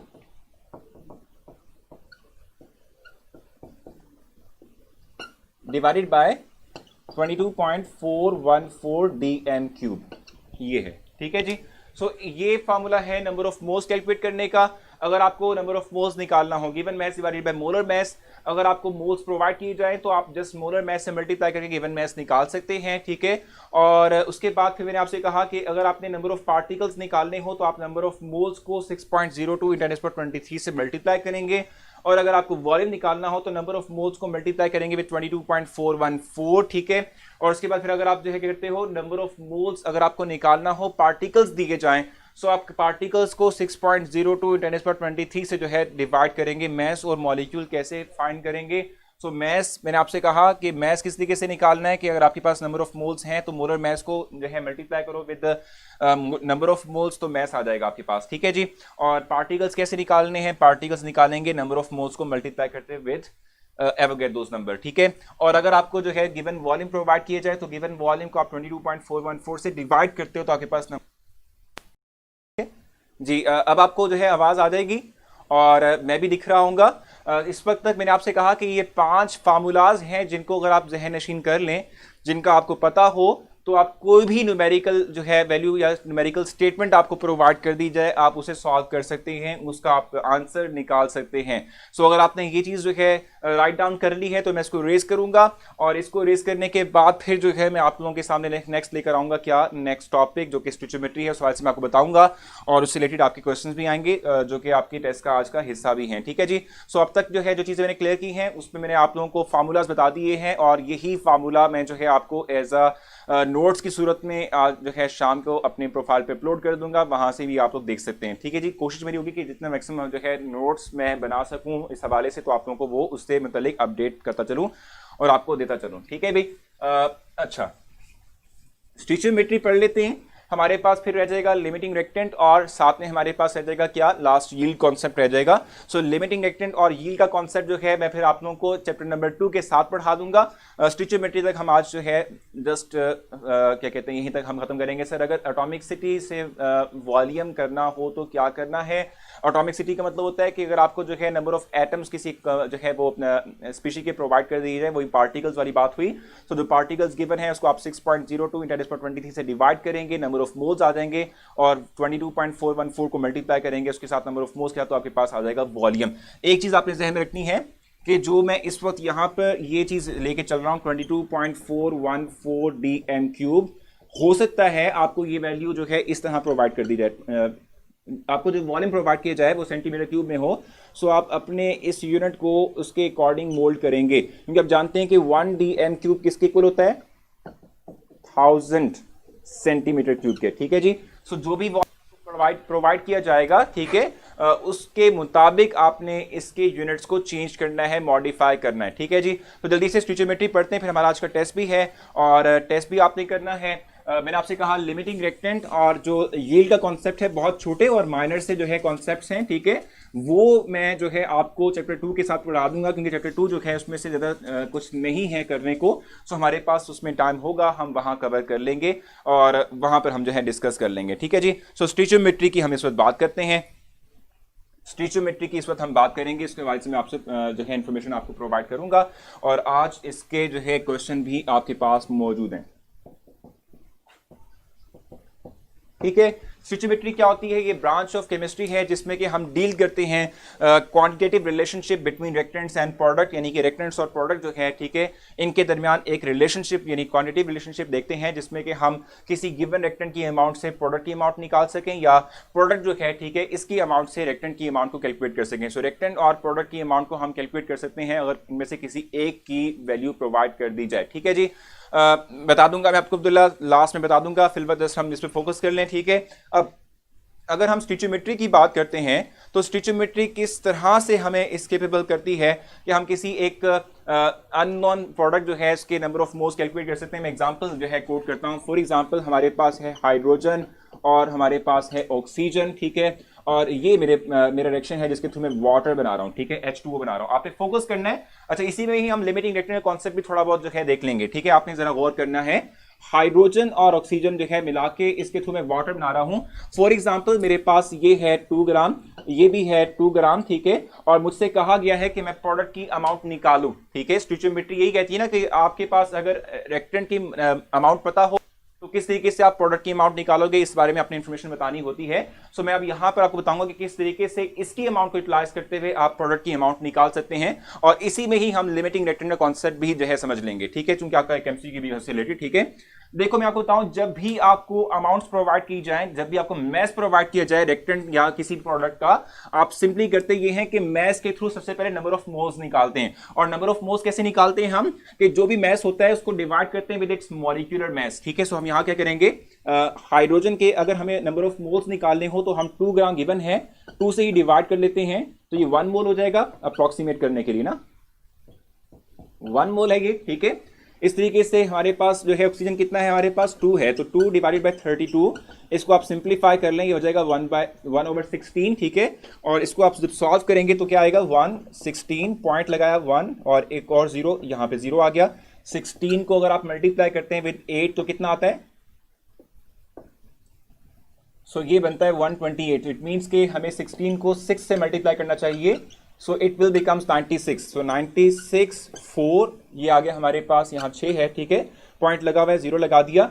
16 को अगर आप जो है 2 से मल्टीप्लाई करें 32 आता है, सो इस तरीके से ये हमारे पास 8, तो हमारे पास अप्रोक्सीमेटली इसके नंबर ऑफ मोल्स बनते हैं 0.062, ठीक है। सो नंबर ऑफ मोल्स हमारे पास जो है वो हाइड्रोजन के कितने आए हैं, 1 मोल, और ऑक्सीजन के कितने आए हैं, 0.062 हमारे पास आ चुका है। मैस मेजर किया जा सकता है, स्टिचोमेट्री से आप मैस भी निकाल सकते हैं, आप रिएक्टेंट के मोल्स से प्रोडक्ट के मोल्स निकाल सकते हैं, रिएक्टेंट के मैस से प्रोडक्ट का मैस निकाल सकते हैं, इवन प्रोडक्ट का मैस हो आप रिएक्टेंट की मैस निकाल सकते हैं, ठीक है जी। सो मैं आपको एग्जांपल जो प्रोवाइड कर रहा हूं, मेरे पास जो है वो रिएक्टेंट का मैस पता था, मैं प्रोडक्ट का मैस निकालना चाह रहा हूं, इसी में ही लिमिटिंग रिएक्टेंट भी अप्लाई करूंगा। मैंने आपके सामने कैलकुलेटर के बिना पर सॉल्व किया है इसको जल्दी में। हाइड्रोजन के नंबर ऑफ मोल्स कैसे निकालेंगे, given mass divided by molecular mass.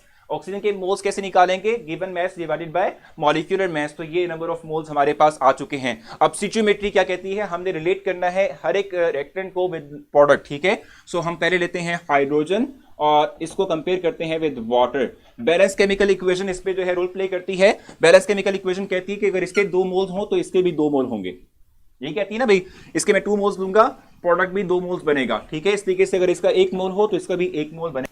तो चूंकि हमारे पास रिएक्टेंट है ही 1 मोल, तो इसके थ्रू वाटर भी 1 मोल ही बनेगा। सेकेंडली हम कंपेयर करेंगे विद O2 को H2O के साथ। बैलेंस केमिकल इक्वेशन हमें सजेस्ट कर रही है कि इसका 1 मोल हो तो इसके 2 मोल बनते हैं, ठीक है, इसका 1 मोल हो तो इसके 2 मोल बनते हैं। और अगर इसका जो है कितने हो जाए, 0.062 हो जाए तो इसके मोल्स कितने होंगे, 2 × 0.062 हो जाएगा, ये है ना, ठीक है, 0.062 हो जाएगा, 2 × 0.062 हो जाएगा, ठीक है। और अगर आप 0.062 को 2 से मल्टीप्लाई करते हो तो रिजल्ट क्या आता है आपके पास, 4 फिर पॉइंट, ठीक है, और ये 0.124 आता है ये, ठीक है, 0.124 आएगा, ठीक है। सो आप देख लो यहां पर वॉइस बिल्कुल क्लियर है, आयशा आप बिल्कुल क्लियर, अलीशा बिल्कुल वॉइस क्लियर है, बाकी स्टूडेंट्स को भी इस वक्त आवाज सुनाई दे रही है। सो मैंने आपके सामने जो है क्लियर किया इस बात को कि आपके पास अगर रिएक्टेंट के मैस पता हो तो उससे आप नंबर ऑफ मोल्स कैलकुलेट करते हैं। जब नंबर ऑफ मोल्स रिएक्टेंट के आ जाए तो उसे कंपेयर करते हुए प्रोडक्ट के मैस को निकालते हैं, यानी प्रोडक्ट के नंबर ऑफ मोल्स को निकालते हैं। H2 और H2O मैंने कंपेयर किया, इसमें 1 मोल आ गया। ऑक्सीजन का अगर 1 मोल हो, वाटर का भी जो है हम कहते हैं कि according to balance chemical equation oxygen अगर 1 मोल लेंगे, वाटर 2 मोल बनेगा। सो हम इसके 0.62 मोल्स हो तो इसके कितने हो जाएंगे, 2 टाइम्स ऑफ 0.62, ये बन जाएगा 0.124। यहां तक आपको समझ आ गई है। सो आप मुझे बता दें, मैं आगे चलूंगा। ये बेसिक टेक्निक आपको पता होना चाहिए कि रिएक्टेंट से आप प्रोडक्ट के मोल्स कैसे निकालेंगे, बाय कंपैरिजन।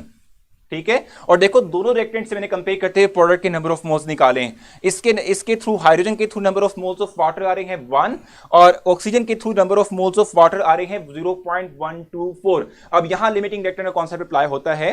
लिमिटिंग रिएक्टेंट क्या होता है? वो रिएक्टेंट कि जो प्रोडक्ट की मिनिमम अमाउंट प्रिपेयर करे, इसे हम लिमिटिंग रिएक्टेंट कहते हैं। वो रिएक्टेंट के जो हम कहते हैं कि जो क्या करेगा सर, ये है टू डिवाइड बाय क्यू नहीं है भाई, डिवाइड बाय क्यू नहीं है, क्योंकि देखो हम कह रहे हैं कि अगर इसका 1 मोल हो तो बैलेंस केमिकल इक्वेशन कहती है 2 मोल बनाएगा। अगर इसके जितने भी मोल्स होंगे इसको 2 टाइम्स कर देंगे तो प्रोडक्ट के नंबर ऑफ मोल्स बनेंगे। सो यही चीज मैंने क्लियर की है।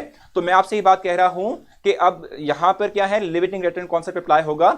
लिमिटिंग रिएक्टेंट वो रिएक्टेंट होता है जो प्रोडक्ट की अमाउंट को लेस कर देता है, या जिसके थ्रू जो प्रोडक्ट बनता है, ठीक है, वो लेस क्वांटिटी में बनता है। सो आप इसमें से कौन सा रिएक्टेंट देखते हो जो लिमिटिंग होगा? आप मुझे खुद बताएंगे मुझे इनमें से कौन सा रिएक्टेंट है कि जो प्रोडक्ट की लेस अमाउंट जो है आपको प्रिपेयर करके दे रहा है, कौन सा रिएक्टेंट है जिसको हम लिमिटिंग रिएक्टेंट कहेंगे? इनमें से जल्दी से बता दें, which one is limiting reactant? Hydrogen और ऑक्सीजन में से कौन सा लिमिटिंग रिएक्टेंट कहलाएगा? मैंने आपको बताया कि गिवन मैसेज हो तो उससे आप नंबर ऑफ मोल्स निकाल लें, दोनों रिएक्टेंट को कंपेयर करते हुए प्रोडक्ट 1 बाय 1 उसके थ्रू प्रोडक्ट के नंबर ऑफ मोल्स कैलकुलेट कर लें। अब उसके बाद जो है जब आपके number of moles of product आ जाएं तो आप देखेंगे कि कौन सा रिएक्टेंट है जिसके through number of moles less आ रहे हैं। सो इनमें से कौन सा रिएक्टेंट जो है वो हमारे पास लेस प्रोडक्ट प्रिपेयर कर रहा है? एग्जैक्टली टेस्ट हो रहा है। ऑक्सीजन कह रहे हैं फहद, ऑक्सीजन लिमिटिंग रिएक्टेंट है। एग्जैक्टली ऑक्सीजन लिमिटिंग रिएक्टेंट है। क्यों? क्योंकि ऑक्सीजन के थ्रू जो number of moles of product बना रहे हैं वो लेस हैं, ये लिमिटाइज कर रहा है प्रोडक्ट की अमाउंट को। So that will be the right option. ठीक है, ऑक्सीजन जो है इस पूरी रिएक्शन के लिमिटिंग रिएक्टेंट है, हाइड्रोजन इन एक्सेस है। ये आपको समझ आ चुकी है। सो यही कॉन्सेप्ट है लिमिटिंग रिएक्टेंट का। मुझे उम्मीद है कि आपको लिमिटिंग रिएक्टेंट का भी पता चल चुका होगा इसी एग्जाम्पल से। ठीक है जी। सो आई थिंक मेरे ख्याल से यहां तक तमाम चीजें क्लियर हैं। अब मैं पुरसकून होके आप लोगों को टेस्ट प्रोवाइड कर सकता हूं। बाकी जो है कुछ और अगर आपने क्वेश्चन पूछना हो तो आप मुझसे मैसेंजर के थ्रू भी पूछ सकते हैं। अब मैं आपका फौरन से टेस्ट जो है वो स्टार्ट करूंगा। सो इनका टेस्ट स्टार्ट कर दें, फौरन से इनका टेस्ट जो है वो स्टार्ट कर दें। और उसके बाद जी टेस्ट जो है इनका स्टार्ट कर दें। लिमिटिंग रिएक्टेंट तक हमने कर लिया है, सिर्फ यील्ड का कॉन्सेप्ट रह चुका है, वो मैं आपको नेक्स्ट जो हमारा होगा निकल का दिन, ठीक है, उसमें करवा दूंगा। सो शुक्र है कि हमारा यहां तक कंप्लीट हो चुका है।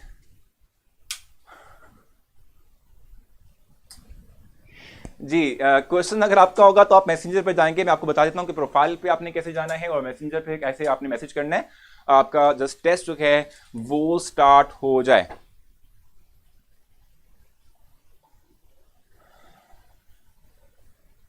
जी तो आप लोग जो है फौरन से इस वक्त टेस्ट आपका जो है स्टार्ट होने जा रहा है, सो वो भी आप सॉल्व करेंगे।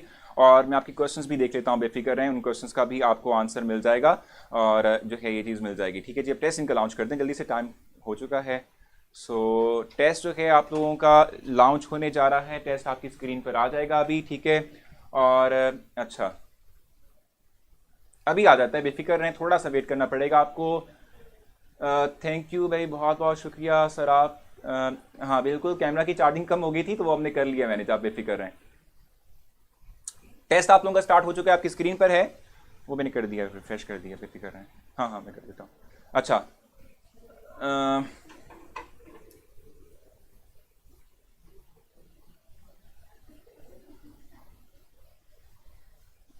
अच्छा अभी थैंक यू। रिकॉर्डेड लेक्चर मिलेगा, ठीक है। रिकॉर्ड लेक्चर कहाँ से मिलेगा? साथ कह रहे हैं। सो मैं आपको बताऊं, सबसे पहले तो मैं आपको कुछ इंस्ट्रक्शन देता हूं, साथ में टेस्ट भी कर रहे हैं। आप लोग जो है जो ऊपर लाइव छोटा सा बटन आपको दिख रहा होता है वहां क्लिक करेंगे ना, छोटा सा लाइव बटन दिख रहा होता है वहां क्लिक करेंगे। सो नीचे आपको तमाम की तमाम एक लिस्ट मिल जाएगी एक टेबल की फॉर्म के अंदर, वहां से आप डेट वाइज जो है जो भी आपने लेक्चर सुन रहा हो वो लेक्चर सुन सकते हैं रिकॉर्डेड फॉर्म के अंदर। और उसके साथ राइट साइड पे तमाम टीचर्स की प्रोफाइल होती है। जिस टीचर की प्रोफाइल के नेम पे क्लिक करेंगे, जिस टीचर के नेम पे क्लिक करेंगे आप उसकी प्रोफाइल में चले जाएंगे, वहां आपको नोट्स मिल जाएंगे। ठीक है जी। सो इस तरीके से आप प्रोफाइल पे जा सकते हैं। बाकी मैसेंजर का ऑप्शन आपके पास अवेलेबल होता है, वहां पर जो है आप मैसेंजर के जो ऑप्शन है, ठीक है, उसके थ्रू आप मुझे या किसी भी टीचर को मैसेज कर सकते हैं। आपको बताऊं कि कल से ऑनवर्ड हम यूट्यूब पे लाइव नहीं होंगे। यूट्यूब के स्टूडेंट से कहूंगा कि campus.pk तरीके पर आप आएँ ई कैट की तैयारी के लिए, रजिस्टर करवाएं। हमारी फ़ी है 2000 रुपीज़ की, बहुत लेस है, तो आप वो पे करेंगे तो आपको कल से ऑनवर्ड आपकी प्रिपरेशन जारी रखी जाएगी और जो है आपको तमाम चीज़ें विजिबल भी होंगी। जिन लोगों को अभी तक टेस्ट डिस्प्ले नहीं हुआ उनसे कहूँगा कि वो अपना पेज रिफ्रेश करेंगे और स्टार्ट जो टेस्ट है, ठीक है, उस ऑप्शन को क्लिक करेंगे तो आपके पास टेस्ट आ जाएगा, आप उसे टेस्ट जो है परफॉर्म कर सकते हैं। ठीक है जी। सो कल से यूट्यूब पर हम नहीं होंगे और यहाँ पर जो कैंपस है इस पर भी प्राइवेसी लग जाएगी, सिर्फ वो स्टूडेंट जिन्होंने पे किया हुआ है सिर्फ उनको ही ये डिस्प्ले होगा। Thank you Junaid, thank you so much. हाँ बिल्कुल, जिनको टेस्ट नहीं नजर आ रहा वो अपना पेज रिफ्रेश करेंगे और पेज रिफ्रेश करने के बाद स्टार्ट टेस्ट की ऑप्शन उनको मिलेगी, वो आप जो है उसके थ्रू आप अपना टेस्ट स्टार्ट कर सकते हैं। सो ये आपने देख लेना है। फहद, यही मैंने आपसे कहा, पेज को रिफ्रेश करें, स्टार्ट टेस्ट की ऑप्शन आपको जो है बिल्कुल वीडियो के नीचे मिल जाएगी, वो क्लिक करेंगे आपका टेस्ट स्टार्ट हो जाएगा। उसके थ्रू आप जो है वो टेस्ट परफॉर्म कर सकते हैं। और बाकी जो है मैंने आपको बताया कि प्रोफाइल पे आपने कैसे जाना है, तो आप जो है जो लाइव बटन आपको दिख रहा होगा आपकी स्क्रीन के ऊपर, ठीक है, वो लाइव बटन जो कि रेड ब्लिंक भी कर रहा है, लाइव मेंशन किया हुआ है, उसे क्लिक करेंगे तो उसके बाद आपको जो है उसके जो आपका स्क्रीन आएगी ना, ठीक है, उसके राइट साइड के ऊपर तमाम टीचर्स के नेम मेंशन हुए नजर आएंगे। उनमें से किसी टीचर के नेम को भी आप क्लिक करेंगे तो आप उसकी प्रोफाइल पर चले जाएंगे, वहां से आप टीचर को मैसेज भी कर सकते हैं और इसके साथ जो भी टीचर जो है आप लोगों के लिए नोट्स अपलोड करेगा अपनी प्रोफाइल पर, वो आप देख सकते हैं, उसे डाउनलोड कर सकते हैं, उसे पढ़ सकते हैं। अभी भी कोई कॉन्सेप्ट अगर आपका समझते हैं कि नहीं क्लियर हुआ या कोई जो है आप समझते हैं कि भाई क्या कहते हैं चीज़ है कि जो आपको नहीं समझ आ पा रही, तो आप मुझे के थ्रू मैसेज करेंगे, मैं आपको उसका आंसर कर दूंगा। बाकी मैंने आपको बताया जो मैंने फार्मूलाज आपको जो है मेंशन करवाए थे, ठीक है, वो मैं उसके नोट्स आपको प्रोवाइड कर दूंगा। हमने आज जो है लिमिटिंग रिएक्टेंट तक कंप्लीट किया है, कल हम यील्ड को करते हुए आगे मूव करेंगे।